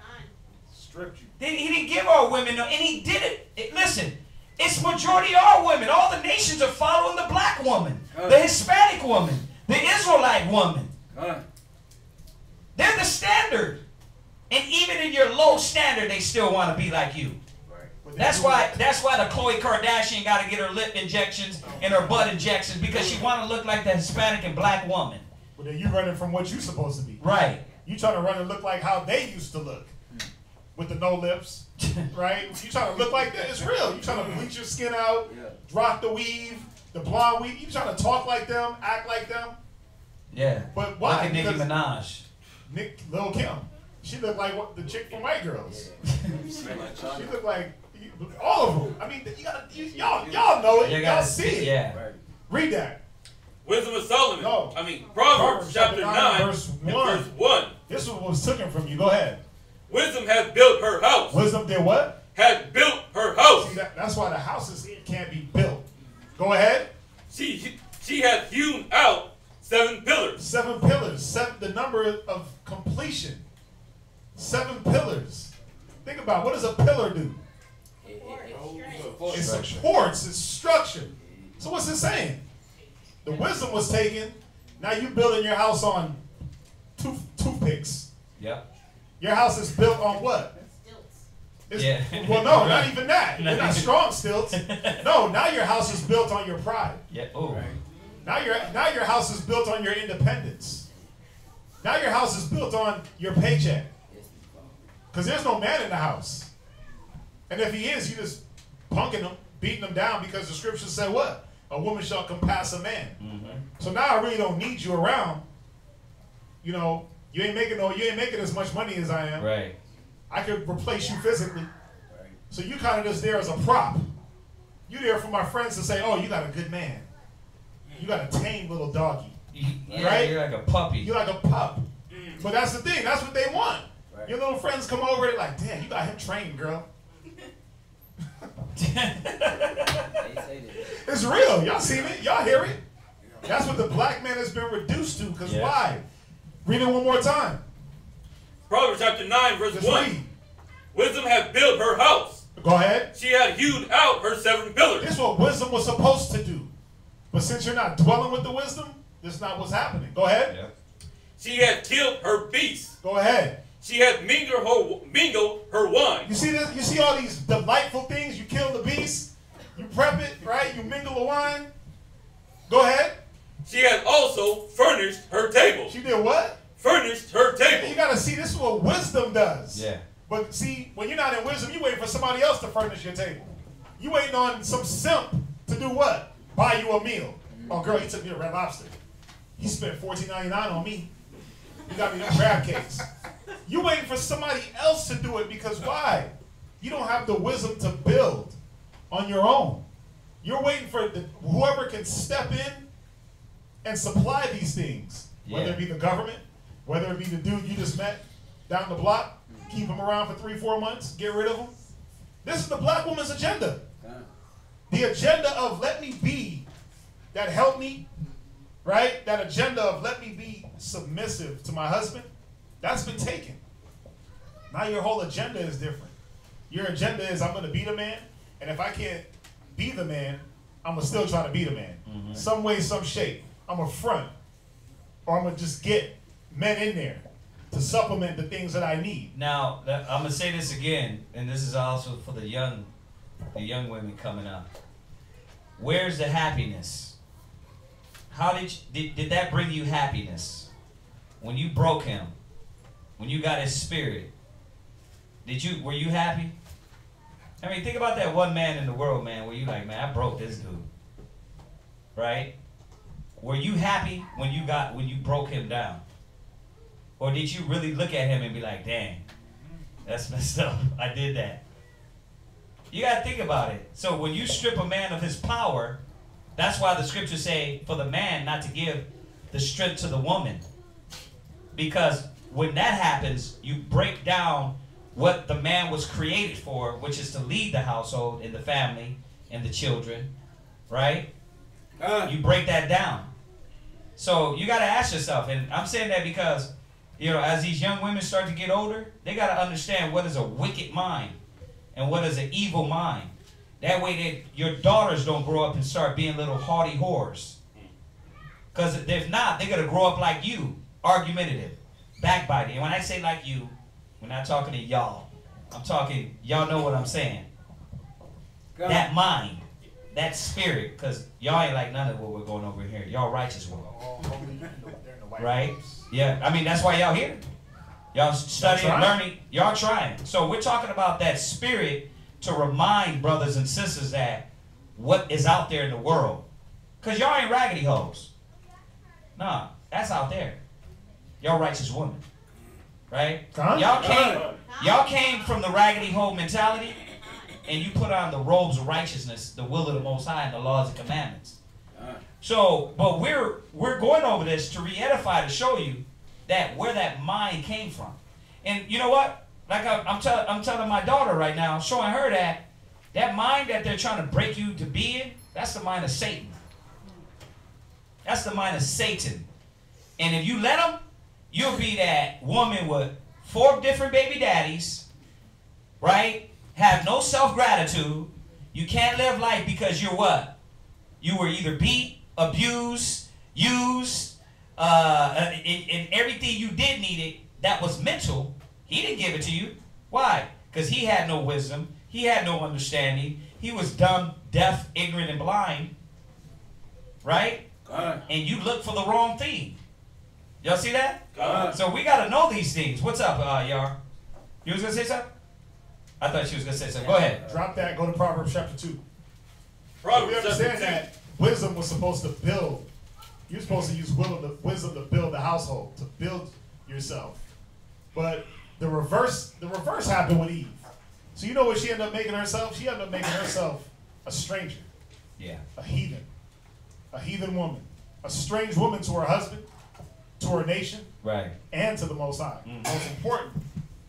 Because wisdom was supposed to preserve her in a way where she assimilated with everything that was going on with the Most High, right? So read this. Read Proverbs chapter 2 and verse 11.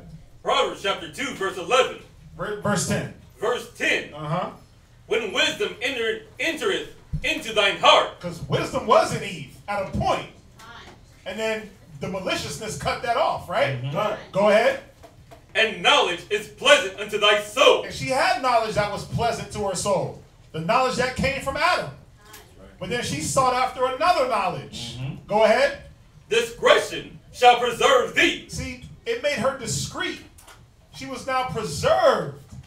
She was an instrument of humility. What made her discreet?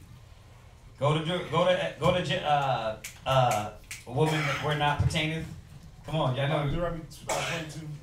Say that one more time. A woman shouldn't wear that what pertaineth. Let's 1 Timothy 2 and 9. No. Deuteronomy. Deuteronomy. Let's show them. Yeah. Let's go there real quick. Let's show that what was the discreet. What made her discreet? It was the law. It was the commandments. What preserved her? What preserved her? Go ahead and read that. Deuteronomy chapter 22 and verse 5. Go ahead. The woman shall not wear that which pertaineth unto a man. See, what made her discreet is made her feminine. They took the feminine nature away from you in all aspects. So what they do first, they put you in pants. Now you're no longer discreet. You no longer have discretion. Now I can see your lining, the lining to your inside. So that's why they put you in pants. Go ahead. Neither shall a man put on a woman's garment. So read it from the top. Read that. Come on.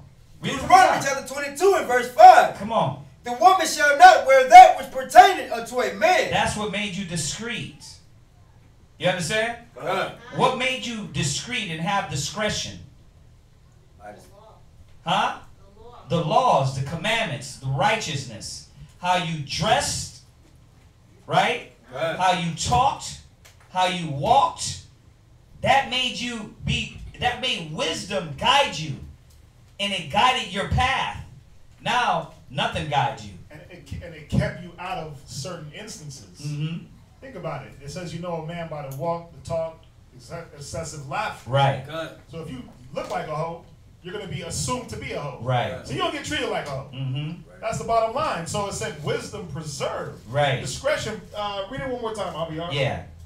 Discretion shall preserve thee. Go ahead. Understanding shall keep thee. It shall do what? Keep thee. See, understanding why things were the way they were, that's what kept you out of trouble. Right. Not, oh, I don't get it, so I'm gonna just rebel. No, you took the time to understand. Why do we keep the law? Why do I dress a certain way? Why do I talk a certain way? You could drop that. Okay. You got the understanding. Jump down to verse 16. Right. Let me just touch on this real quick. When he said discretion and being discreet, go to Ecclesiastes 26:2. Just showing you that what it meant by discretion preserves you. What made you great? Go ahead, read that. Ecclesiastes chapter 26 and verse 2. Go ahead. A virtuous woman rejoiceth her husband. That's what made you discreet. That's what made you valuable. But they took all the value from you and made you just what? Running around popping from man to man to man to man, baby to baby, baby daddy to baby daddy. Loud mouth. What? Right, exactly. Loud mouth did it. What? Ask yourself, what do you determine your value off of? Come on now. Forget, I want you to erase the Israelite mind real quick. And before you came into the truth, what did you determine your value off of? What? Mine was my job that paid me really well. Thank you, sis. That's why we wanted to hug you a lot. Because your job. Why do you think we be going hard at that? Because you got Israelite women that come in thinking, I'm something because I got a job. That ain't your value. That's the white man using you. He's actually devaluing you. Yeah. He's devaluing you. What? He put a number on you. What? I was going to say, because through that job, it made me think that I didn't need There you go. over me to direct me and guide me because Then, I had the money, I had the independence, I could do that myself. right. I didn't need him. What did you think, Allison? What? Piggybacking off of what she said, I was Man, give them that mic back there. Their voices are low. Because they're being discreet. Yeah, right. Come on, give it to her quick. We ain't got time. All right, go ahead. Just to piggyback what this was saying, I was thinking like, if I have this job or if I have, my apartment and my car, then the man will see me like, oh, she has her shit together. Right. She's valued. That will be the value. And the white man got everybody on this loop thinking the value comes through carnal. But what did it say in the scriptures? Read that again. 26:2. Ecclesiastes chapter 26 and verse 2. Mm-hmm. A virtuous woman rejoiceth her husband. That's the value. You were supposed to be valued through you doing your duty to the Most High, to your household, to your family. But they devalued you by showing you, no, you don't need none of that. Listen, to the point, whether you want to argue this or not, they don't even have you valuing your kids anymore. You don't even got respect to raise and take care of your kids. You don't got no value in that in trying to teach your kids life lessons and learning things in life. You think as long as I come home and I put a pot pie in the oven, can't even damn cook. You can't even cook. You can't even feed your kids. But that's your value. That's wrong. Go from there. Jump over to 13, verse 13. Good. Come on, just read it. Verse 13. The grace of a wife delighted her husband. That's the value. How you wore the grace and the dress and the talk. This is what discretion shall preserve you. That's what it was. Watch, you're going to see as we go back. Read. And her discretion will fatten his bone. In her what? Discretion will fatten his bone. That was all the Spirit. I didn't even plan that. It says discretion. That's discretion. See, but what discretion? How you walked in the Spirit, talked in the Spirit, praised the Most High, taught your children, you were family. What's the purpose of living if you're not making a stain on your family, your household, and your nation? We're living to the Gentiles, man. We're living to these nations. You're somebody because you got a great job in a position, but guess what? You didn't even, how many women get in these COO positions and I'm not going to have kids? I lived my life just how I wanted to. And they regret it. Right, they regret it. They get in these money positions and figure, you know what? I live my life. What's up? Or they say, well, they don't have to listen to their husband. Right. But they're going to listen to whatever that boss say do with no questions. With no questions. Humble. Oh, you don't want to go there. That's a consistent parable somewhere in my house. Go ahead. Good.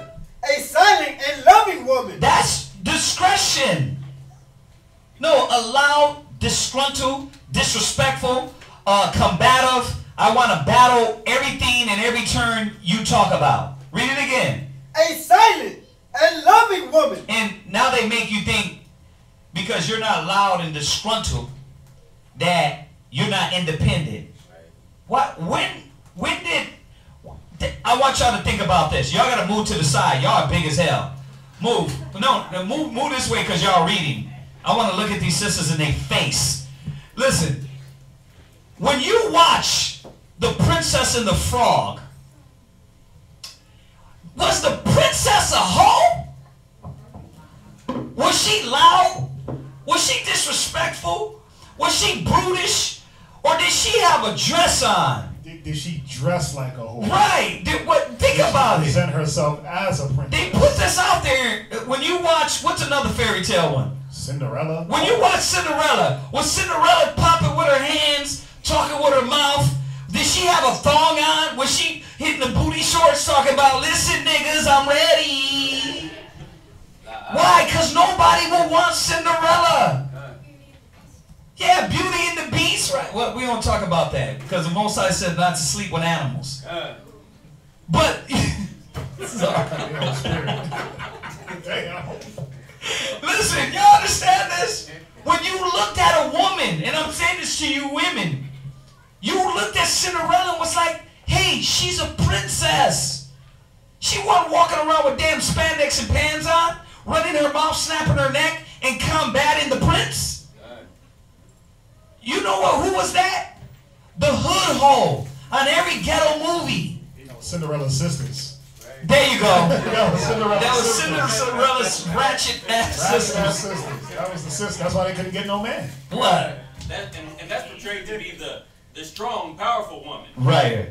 Right, but if you look at Cinderella, no. Yeah. Right. See, it's portrayed to you, black and Hispanic woman. Because you think the white man is putting up with that? No, you know what first of all, in the white woman's nature, they broke them through the power, right? They'll just get a mistress. R. Kelly is in a cult now. Cause why? He's trying to live like Hugh Hefner. I'm watching this unfair. I'm reading all these articles about R. Kelly. They're talking about the lifestyle of R. Kelly and the women that he's using in his little... and I'm thinking like, Hugh Hefner lived how many years with 3 women? But R. Kelly, the nigger, not N-I-G-G-A, N-I-G-G-E-R, because that's how they look at him. You know why it makes me so angry? Because when the black man gets power, it's, oh, you're a woman abuser. You're a user. But the white man, he's what? He's prestige because he owns a whore magazine. Yeah, we're going to go to his house, party. He's the party guy. He's a good guy. But I'll give him respect and honor. But for you, no. You got to stand up against that black man. You got to get loud.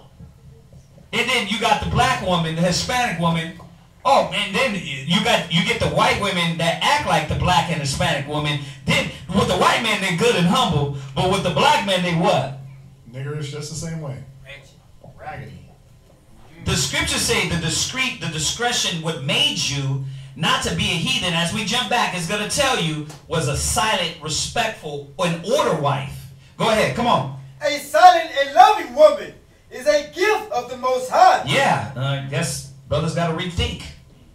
Yeah, you got to rethink. If she's a barking bull, loud, disrespectful, was it a gift, or did you try to take that in the wrong way? Go ahead, read. And there is nothing so much worth as a mind well instructed. See, it's a mind well. I'm sorry. No, you're good. It's all good. And we're gonna go back there. Hold that. Y'all get that? Jump back to Proverbs. Proverbs chapter 2 and verse 16. Read verse 11. Verse 11. Go ahead. Discretion shall preserve thee. Go ahead. Understanding shall keep So thee. we understood that the discretion was the wife in order with her husband. You know, and we said it earlier, the white man takes the power, but the real power, and he knows this, is in the unification of his family. The white man knows that. Why do you think he tries to keep his family together by all means necessary? He'll go cheat with 50 million women, and guess what they'll both do? Him and his wife will keep it under wraps they keep until the kids. Well, no, they'll go to counseling, but the white woman will put up with it. She's like, oh yeah, I know he cheats on me, but we stay together for the kids. We put up a fake facade for the kids. The power is in the unity of the family, the discretion. Go ahead, jump to verse 16. To deliver thee from the strange woman. So this is what wisdom was supposed to do. It was supposed to deliver, and this is talking about a man being delivered from a strange woman. But who was that strange woman? Who was that strange woman? Go ahead, Abadiah. That wife that wasn't in order with her husband. Say it in the mic.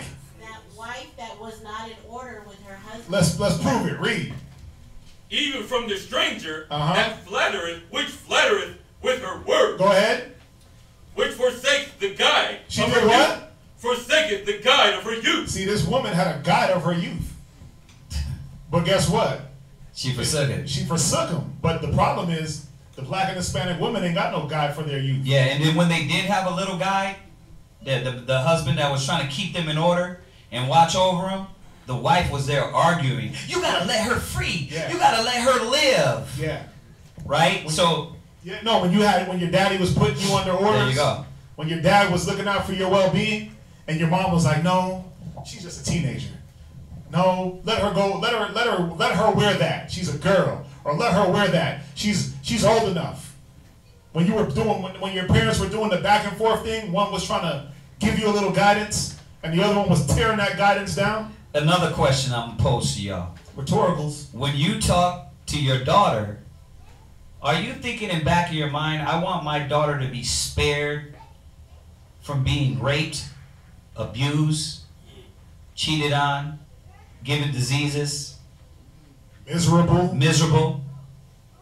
Are you thinking that, or are you thinking, you know what, this is just how I was raised, so I'm gonna raise them the same way? That's not a woman of wisdom.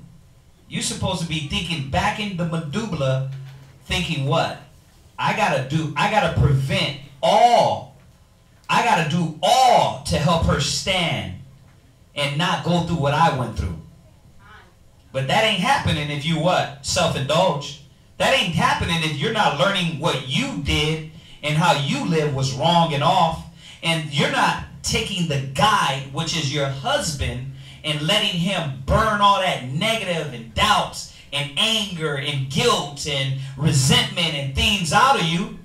It's not going to work. You're going to still put and instill in her those things. And some of you are ignorant as hell, doing it not knowingly. So you gotta see what the Most High is trying to show us. When you became a stranger, you become a heathen when you don't let yourself be guided. Y'all get this? Go to did you finish that? Go ahead. And forgetteth the covenant of her God. Yeah, you forget the covenant of the Most High. So now it's about, if I got to deal with my husband in a unifying way, if we're supposed to unite and unify, I'm not going to do that because I want to do things my way. If it's about wearing a dress, something so simple, I ain't gonna do that. Because why? Wisdom didn't preserve you. Discretion is not preserving you. So now you don't get the understanding of why these things have to happen. You don't get the understanding of the Most High blesses through the unity. And then you can look back on your house. You can look back on the whole time you dwell with your husband. Did the Most High, was the Most High blessing that? No, because there was no real unity there. There was no real subjection there. I showed my rib when we worked together. Like, you know, everybody on the barber. And when I was cutting at home or whatever and doing certain things, she was doing things that I saw that when we were in agreement with each other, everything the Most High was blessing and things would flourish. And when we weren't, we were at turmoil with each other, everything was out of whack. And I actually showed her that, and then like she didn't believe me at first, and then when it happened again, she saw it. Yeah, because and it's sad that you got to go through these trials. Like you got to do like mock runs to say, look, babe, see what happens when we don't do this. See what happens when we're not unified under the umbrella of the Most High. Now, for the men, we know this is a woman class, but for the men, this is why you got to be on point. Why? You can't give them no reason to doubt, second guess. If they see the lack of faith in you, then you're breaking. Remember, they're already battling with themselves. They're already battling with themselves. So once you being the backbone and coming back in to be the Israelite man, as soon as they see you're double-minded, they're going to be like, well, I can be double-minded. You don't go to class, why do I? Or you come to me and you cry about what you being checked on and correct on, then you know what? Don't check me. Don't check me. That's why we got to be on point to be that example to them. By all means necessary. I'm a strength to my household, my family, and my kids. They don't even know what weaknesses. I have none. Right? And if I do, I'm going next to my brother and I'm going to cry on his shoulder. Because I can't cry to her. You know why? Because she's the weaker vessel. She's battling. Listen, is her senses exercised? Wow. That is the question. I mean, I can cry to my rib, but my rib has to be on a high standard to know when I go to her. But you know how long that takes? Years. You would only know if your rib respects every decision you make and doesn't check you. Then you can know, she's at about 1% of that madness. Then you could probably do that. You probably could talk to her and let her know, hey, I'm battling this. But you know how long that takes to weed out of them? Why? Because if not, a lot of the wicked women, they look at you like, what? See, nigga, I knew you was weak. I knew you was weak. I got you. What? Or they'll listen to that and keep it in the back of their brain, and when the next fight or something comes up, pull it out. But that's how you know. That's why you can't give your strength to her. That's how you know you can't go to her with weakness. You see that? Now, when she gets to the level where she can be there for you and she's giving you scriptures, then maybe you can. But until then, you got to treat her as a child and an understudy. Right. Do you go to your kids and be like, dang, Shariah, I can't pay this light bill. She'll look at you like, Dad, you better do something, right? You can't do that with your ribs. She won't even comprehend. She won't even comprehend, like, it just gets paid, right? No, nigga, we need dough, right? Same thing with your wife. She don't understand. As grown as you think she is, you got to understand that the world has warped her mind, and unless she comes back to this, then she can be a right help meet. But the scripture said it in verse 11 of that Proverbs. Understanding shall keep thee. See, if they're not rolling in wisdom, the understanding of how things are supposed to be, it's not there. You understand that? Go to Galatians 4:1. And this is right on the point that he was making about, what'd you say she has to be under what? She has to be, you said she has to be under tutors. Under tutors. She has to be under tutors. She's got to go, listen, I'm going to read it while you're getting that.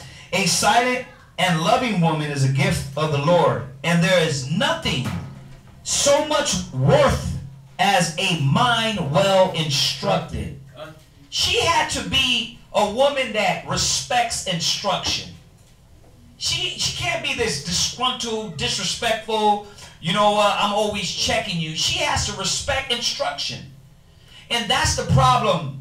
Them not having guides from their youth up is the problem in a lot of these areas. Daddy wasn't there. Mom had to take care of him. Right? Mom took care of him. She didn't have that balance of a man to guide her. And if he was there, he was a man of the world. He was too excessive. He was overboard. He was beating her. Or he was too weak.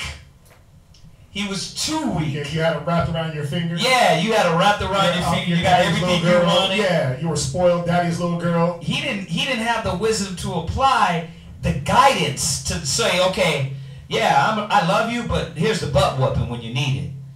You see what I'm saying? So you see a lot of sisters, a lot of these women you have, they have daddy issues. They have daddy problems. See, and that's what we're supposed to be fixing. That means that us as fathers, we got to do talking to our daughters now. You understand? You know, like I'm seeing as my daughters, they got to trust me. They got to know they can trust me. You see that? They got to trust my wisdom. They got to trust to know that if I do beat them and put that belt to their butt, that it was needed and that I'm not doing it out of anger or I'm crazy as hell out of my mind, right? But because it was needed. They got to trust that. And then the wife has to show them. The mom has to show them that. Trust your dad's wisdom. But she has to be locked in. She can't be like, well, that's just the way you do it. See, me and you are different people. That's that Americano mentality. Spanish. I throw that in once in a while. Me too. Go ahead. Read that. Galatians 4, verse 1. Galatians chapter 4, verse 1. Go ahead.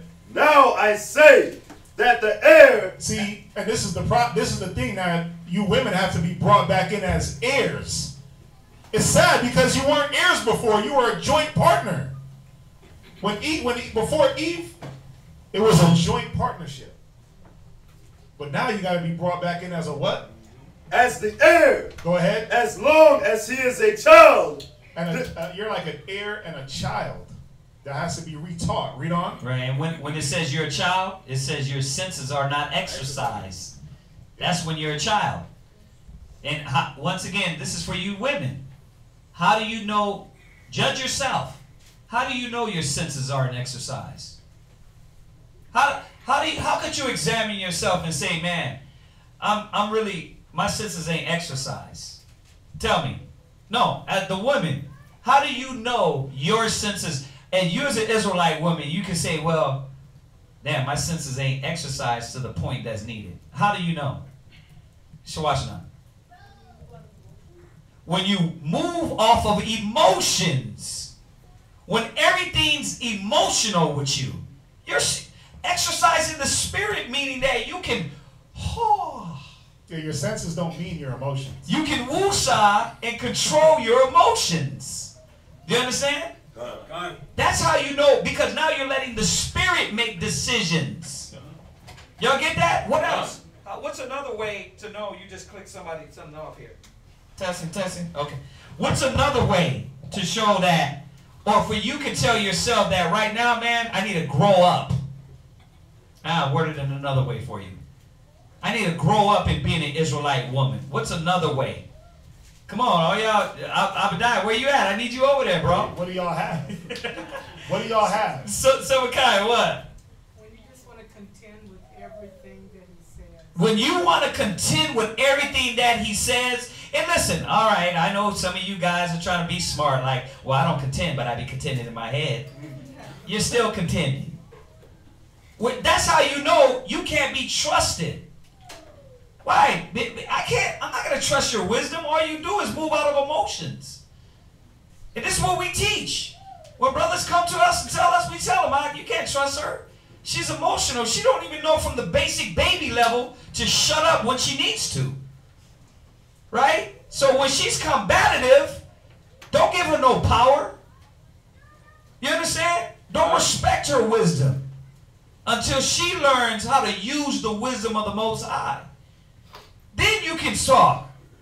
You know what I mean? I listen to Shawashina Shalamai all the time. Do they get emotional? Yes. But they're not 50-50. You got to give them a percentage. They can at least push past that 50.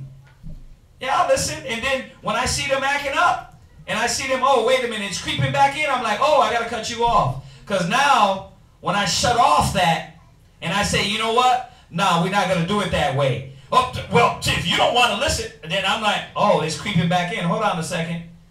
You don't respect my wisdom. So I give you leeway. We communicate on this level.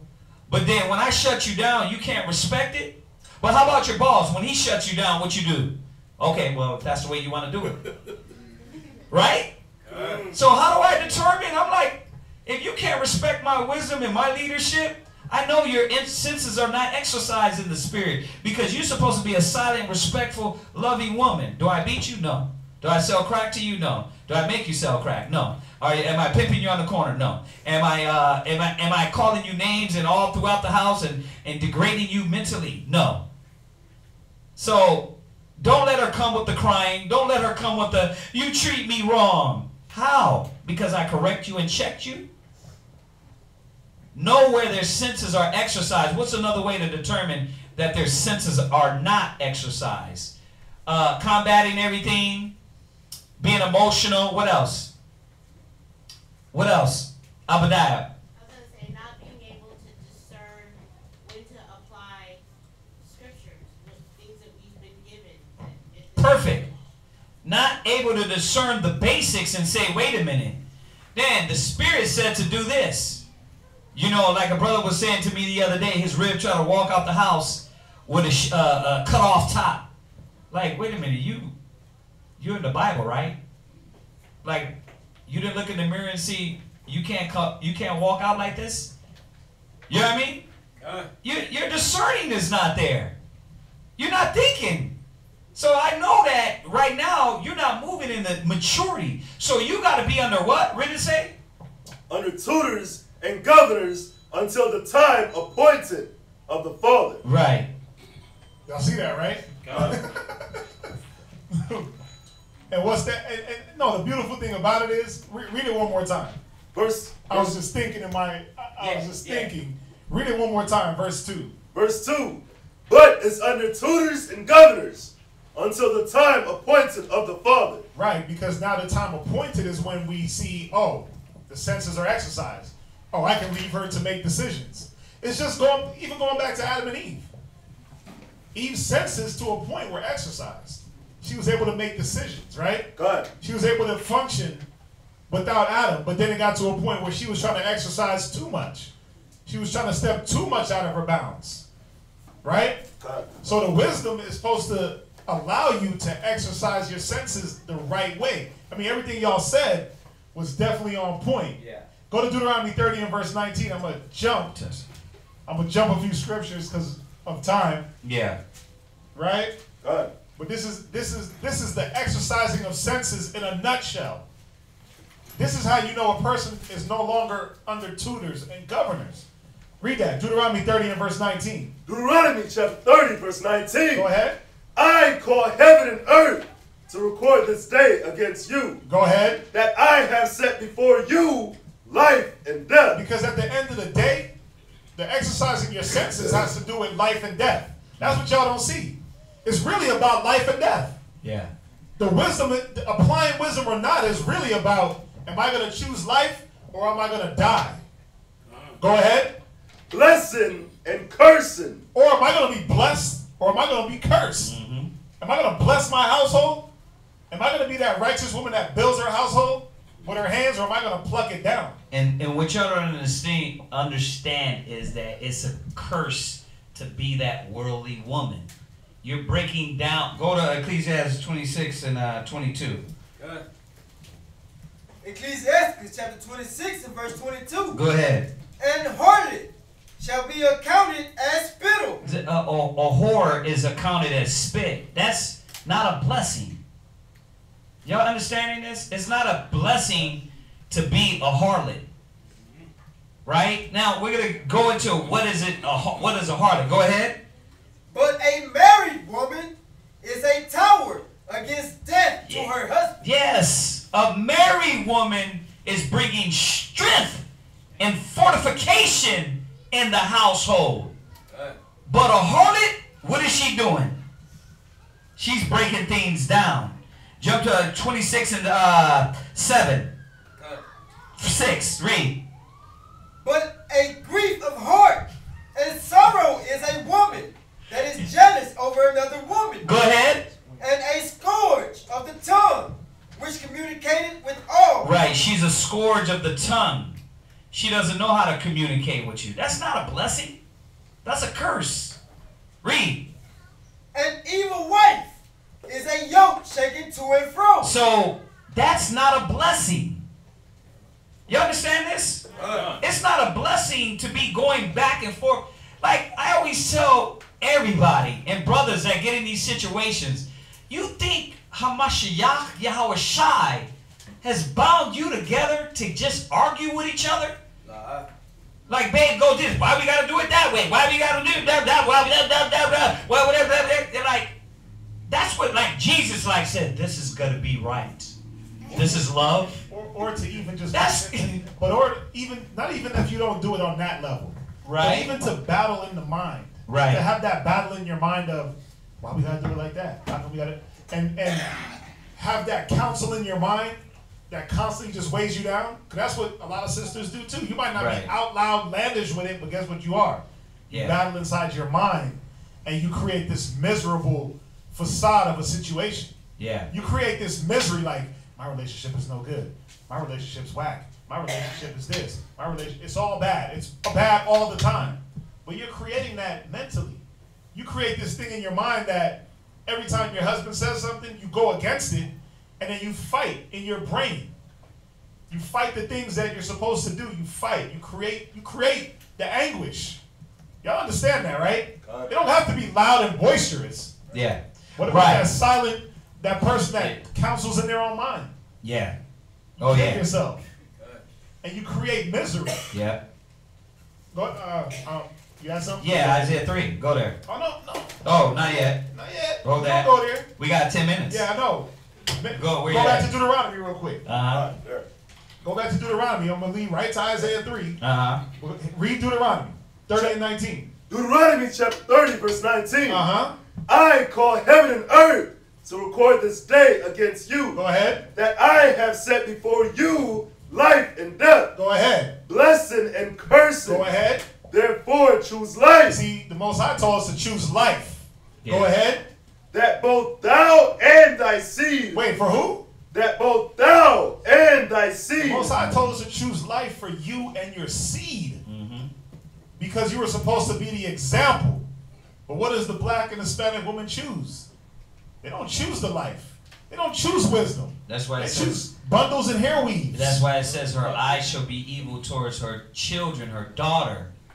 Like, you don't understand that. Your eye is evil because you're no longer fighting for your daughter. Because you ain't fighting for yourself. You ain't fighting for yourself. You ain't fighting for your nation. You're fighting, you're being that heathen, right? And fighting for another nation.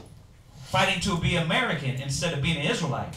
You literally, listen, Satan bamboozled you and had you choose death, thinking that you were choosing life. But this is what you chose. Go to 1 John 2 and verse 6. 2 and 16. Right. There you this go. Is what you chose. You didn't choose life. 1 John. 2 and verse 16. Chapter 2, verse 16. Because Satan gave you the world. Yeah. And the power over it, right? Good. He gave you the dominion. But this is what he really gave you. Read on. 1 John chapter 2, verse 16. Read. For all that is in the world. Go ahead. The lust of the flesh. Yeah, he gave you lust of the flesh. So now every beefcake that you see, you want. If he got a six-pack ab, girl, I got to be with him. If he sings good, girl, that's my new boyfriend. If he got a nice car, girl, that's my new boyfriend. Girl, you see them six-packs? You see them abs? You see that? Oh, no, what's the new thing for these young girls? You see his jawline? That's what they on, a jawline. They know it. That's why they back there laughing. They know it. All them little YouTubers. Not my daughter. Look at his jawline. That's the thing with these little 12 and 10-year-olds. They run through the mall like, his jawline. Yeah, because he ain't got no damn beard. You too young to be looking at that. The lust of the flesh. Naomi, what you talking about back there? The lust of the flesh, go ahead.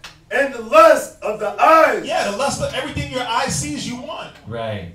Everything. Your eyes are bigger than your belly. Yep. This is what Satan gave to the women. That and what is the arguments in your house? It's about, bro, we need to be praying more. No, it's about some carnal. That's how you know they're carnal. What you have or don't have. They're not saying, baby, you know what? We didn't pray last night. You know what I mean? For the Sabbath, could we do this? You know what I mean? We need to. Yeah, they're not arguing with that. I wish that was an argument. You know what I mean? And if it is, then you got a good woman. You understand? Y'all got a good woman. Cassandra's over there. See, that's me. I told him last night to pray.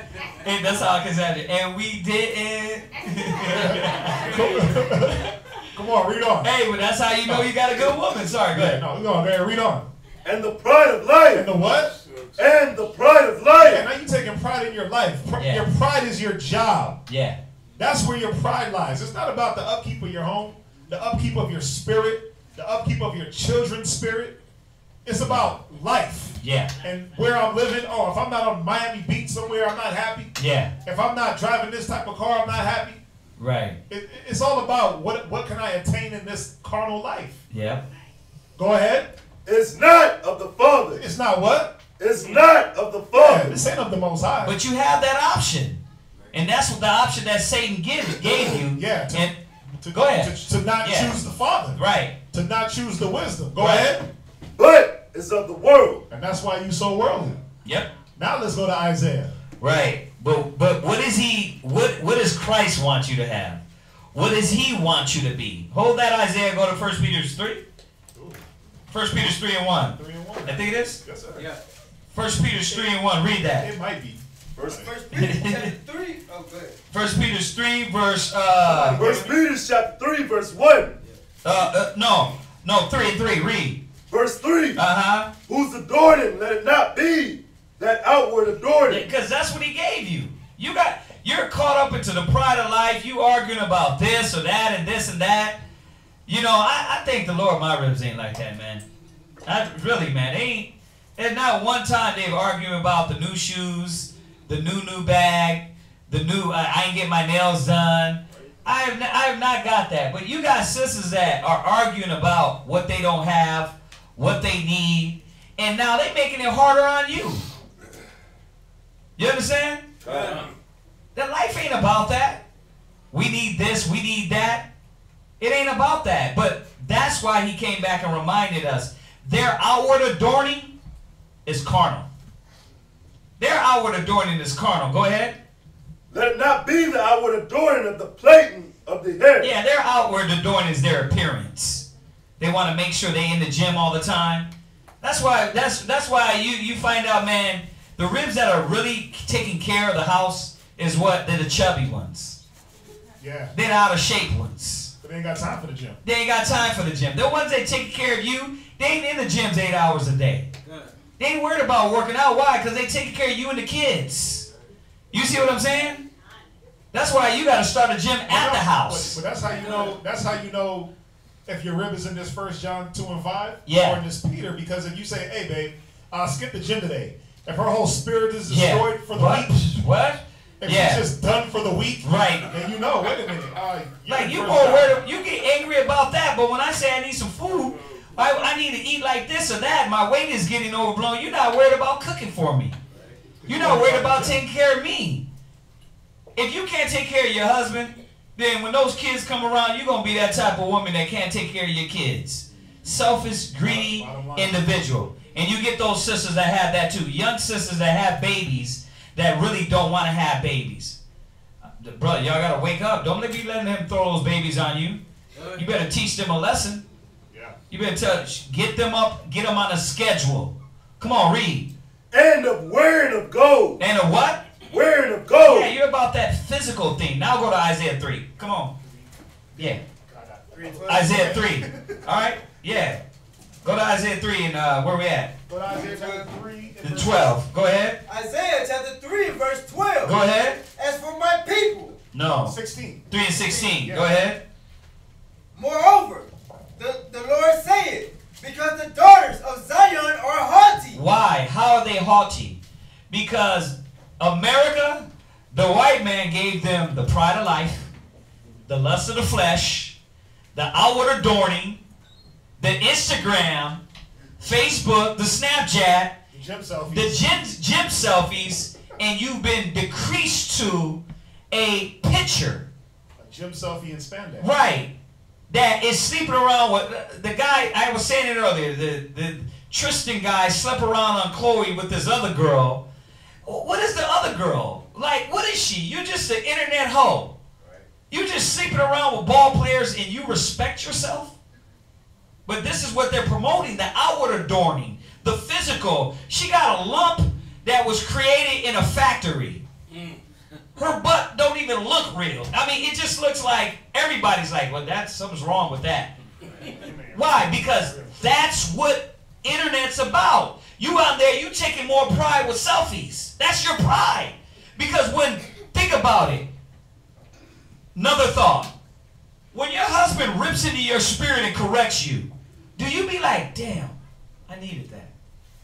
Hey, babe, throw water for that.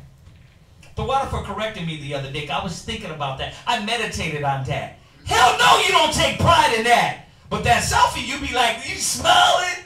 You're like, look at me. Look at my ass. Look at my breasts. Look at my body. I'm here, niggas. Look at how sweaty I am in the gym. They disgust me online. Because it's so phony. It's so fake. It's not real. They're lonely as hell. And they've been ran through by everybody. They've been ran through by everybody and they have no self-respect. And they got the young ones thinking they're happy. Well, look at her. She looks happy. She's a balls player, one-night stand. She ain't happy.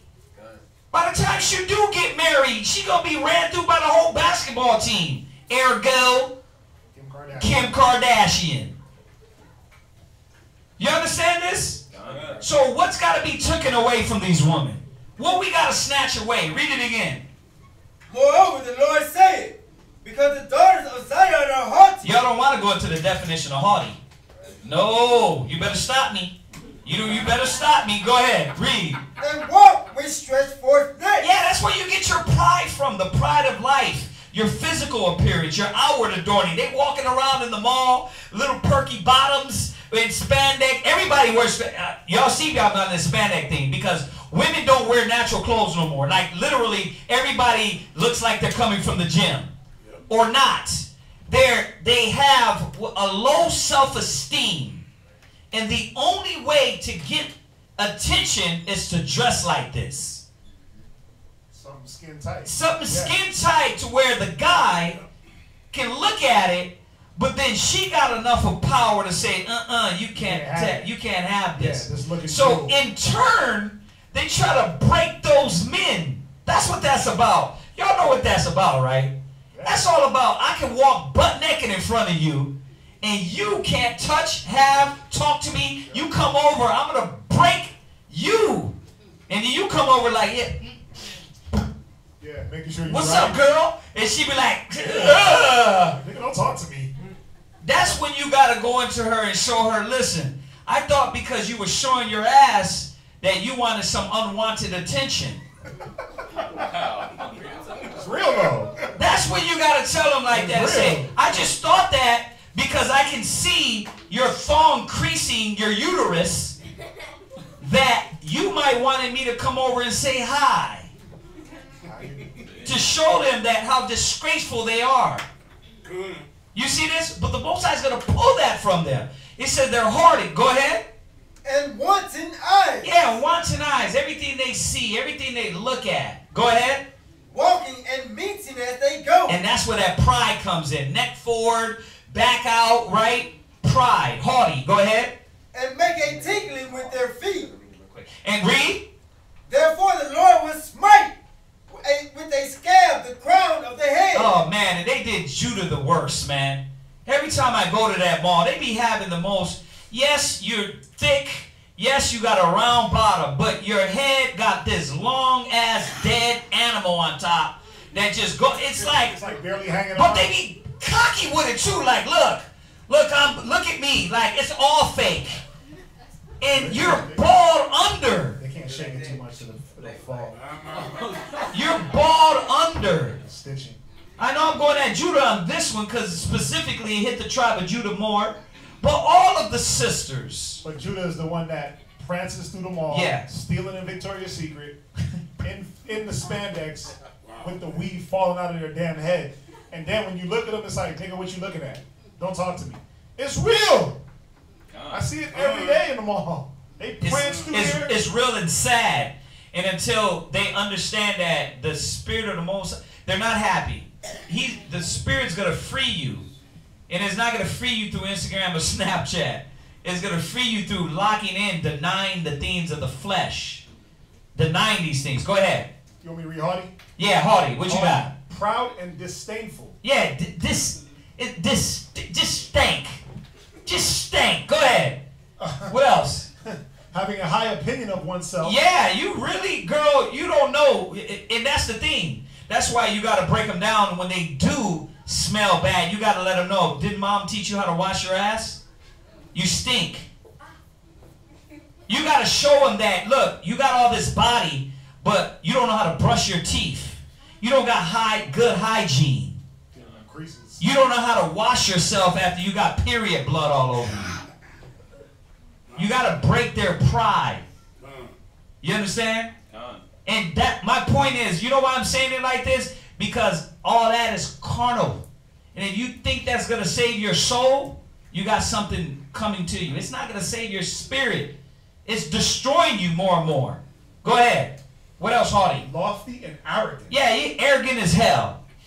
You be coming, you got your job, you got this, you got your spandex, and you come in and you come home and what? You watching TV, you let every movie influence you, and you come home and think you're going to keep a husband like that?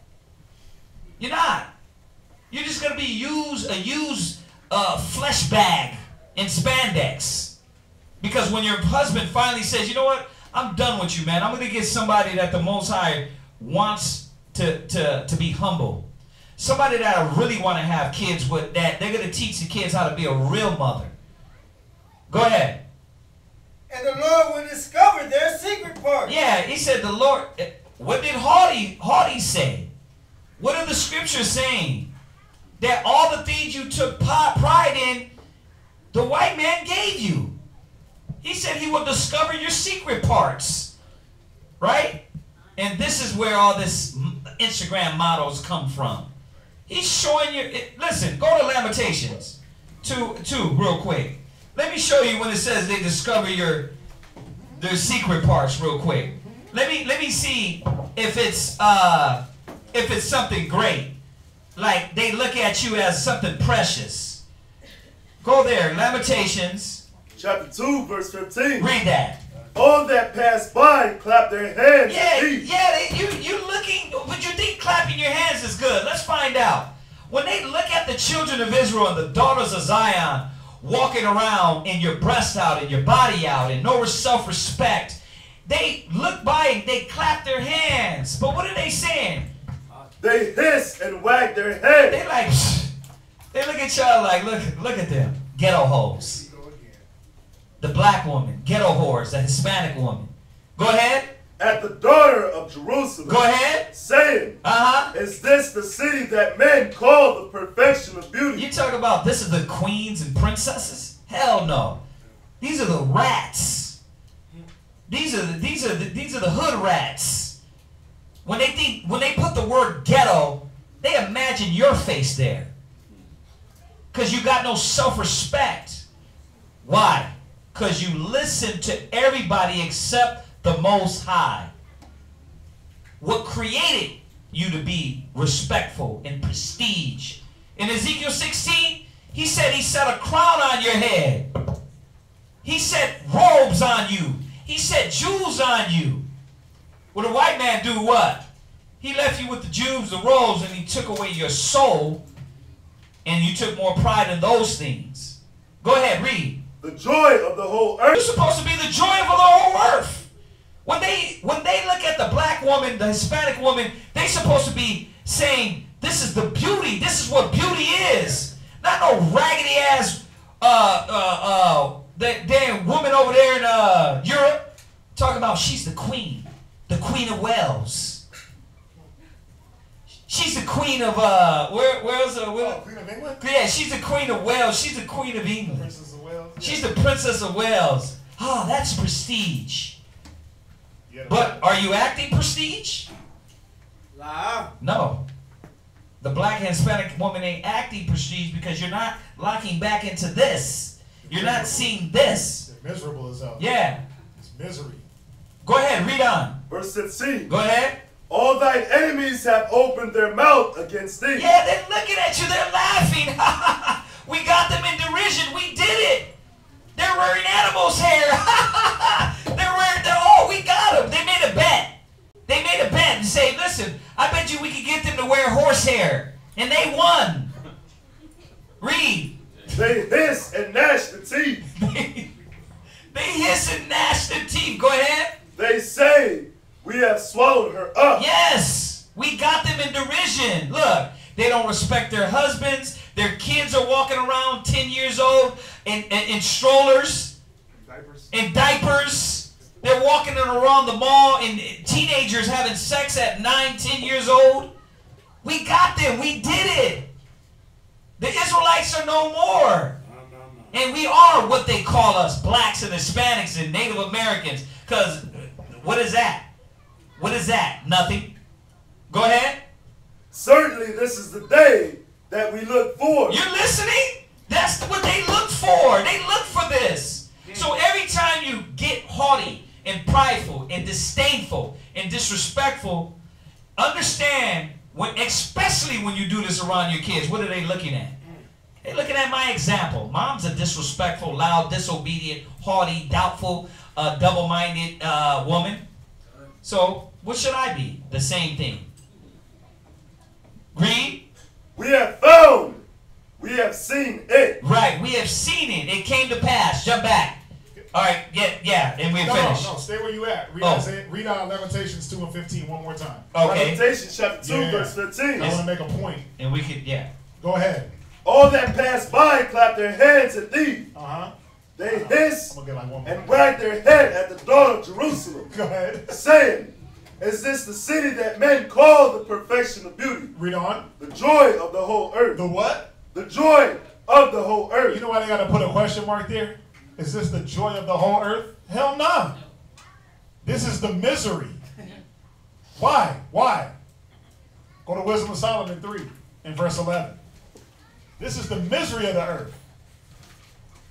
Wisdom of Solomon 3 and verse 11. God, Wisdom of Solomon chapter 3 verse 11. Go ahead. For whoso despiseth wisdom. Because you despise wisdom. Read. And nurture. And what? And nurture. See, you despise that tutelage. When your husband is like, no, babe, we're going to do it this way. We're going to rely on the Most High. We're going to have faith. We're going to have long suffering. We're going to use some patience. We're going to unify.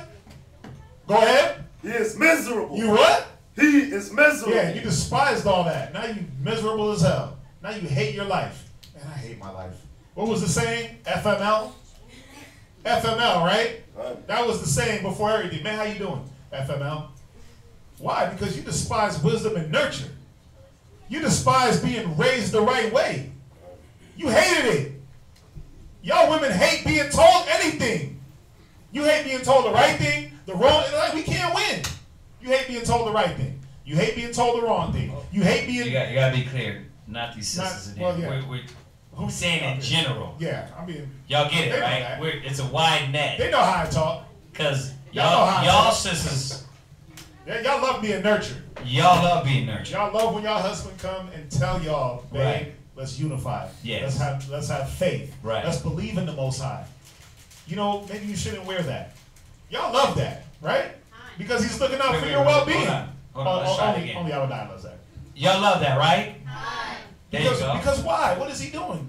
He's trying to make you not miserable. Right. He's trying to look out for your well-being. He's trying to show you, look, this is how you lift these miserable, disgruntled, melancholy spirits off you. Right. Read on.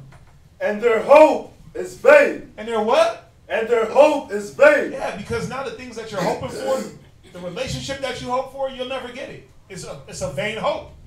Come on. Their labor is unfruitful.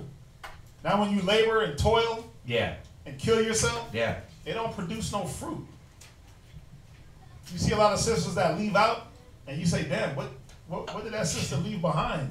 What was the fruits of her labor? When you look back, you're like, damn, she ain't got no fruit. Right. It's almost like she was here, and she was a ghost, and then she just disappeared. She was a ghost the whole time, 10, 15 years, 8 years. Like we was, well, like I was talking to a brother the other day, it's like, his ex is just bouncing around from house to house. You know what I mean? Not even, like, you don't even got a place to stay. You still 30 years old living with mom. Or whoever will have you. Or whoever will have you. That's a sad state of affairs. But Yeah. guess what? When you were dwelling in the wisdom, you had a stable house home. The wisdom is going to lift us up and bring us back to all those things that's needed.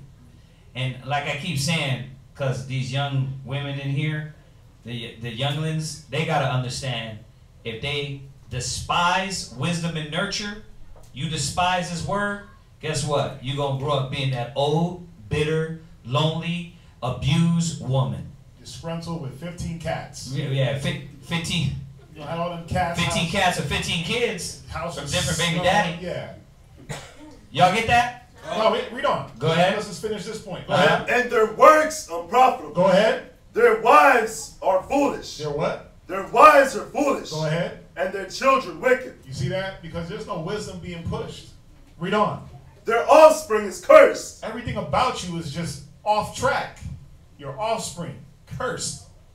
Go ahead. Wherefore blessed is the barren that is undefiled. Go ahead. Which He said, you know what he said? He said it's better for you not to even have. You be blessed not even having kids. Because when you despise wisdom and nurture, you're going to create more little gremlins like yourself. Ergo. Kim Kardashian. Ergo, all of our kids, all of the Israelite kids, right? We're creating children who we're destroyed for the lack of knowledge. Our children are going to be destroyed for lack of knowledge. Con? Go ahead. Which hath not known the sinful bed. Go ahead. She shall have fruit in the visitation of souls. Y'all understand that, right? Yeah. Y'all get that, right? I mean, yeah, it's better for you not to have than to have these carnal things, and in the visitation when he comes for your soul, you don't have nothing to give to him. All you have is what? Well, I got all these carnal things, right? I strive and fought for carnality, but what did you have in the spirit? You understand that? That's what this is about. It's about getting your spirit back into really what Satan took. Y'all get that? We just went into showing you how he took it, the methods, the things that he did and put in a way to show you that it was a better way. So y'all get that, right? Okay, all right, so that's it on that. It's 9:15. We went over. Yes, Mary? I was saying, what did he tell Adam? Uh-huh. When Adam sinned, what did he tell Adam? Oh, you're going to tell us, or you want me to answer that? He told Adam, now you have to work hard to build the kingdom back. Right. Everything we do in here, answer question, read it, all the classes we had, Yep. we are here to build the kingdom back. That's right. Because we lost the kingdom. A lot of people feel this is his kingdom, and they wonder why all these evil things happening, because this is not his kingdom. Evil rule his kingdom. So with this class tonight, everything we did in discussion and everything, we're supposed to take it out the door and come back with. There you go. And we are here to build the kingdom back. Right, and the kingdom is us. And if we can't even get us in order, right, then how are we going to have that kingdom? Most High might just wait till this generation die. He might just wait till you perish. You know what I mean? And wait for the next generation, the righteous one. So he did it. He did it for 40 years in the wilderness. So, all right. So, did anybody have any questions on that? Yeah, I seen that. Wow. He strikes Syria or where? Yeah.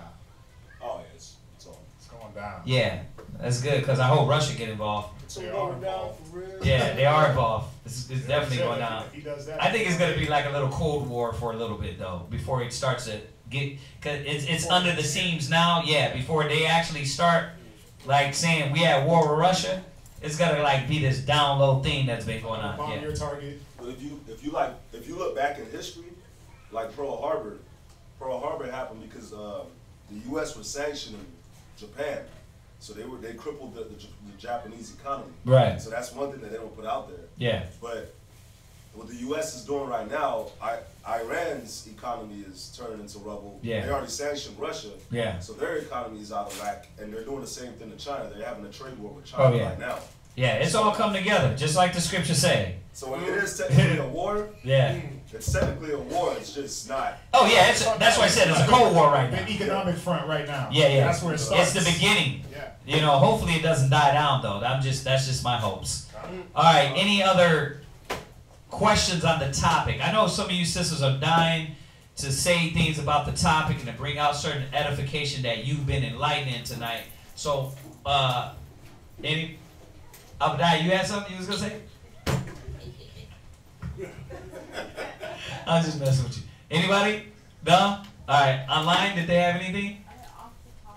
Off the topic. We'll be here tomorrow morning. We'll go right into the questions off the topic because it's 9 now. We'll be here till 11, 12 at night. Try to end it on time. We got a lot of families in here, kids in here, and all that. So, any other anything you want to bear witness to? Okay. Hallelujah. Hallelujah. All right. All right. If that's it, let's salute them online. Brothers, say shalom. Shalom.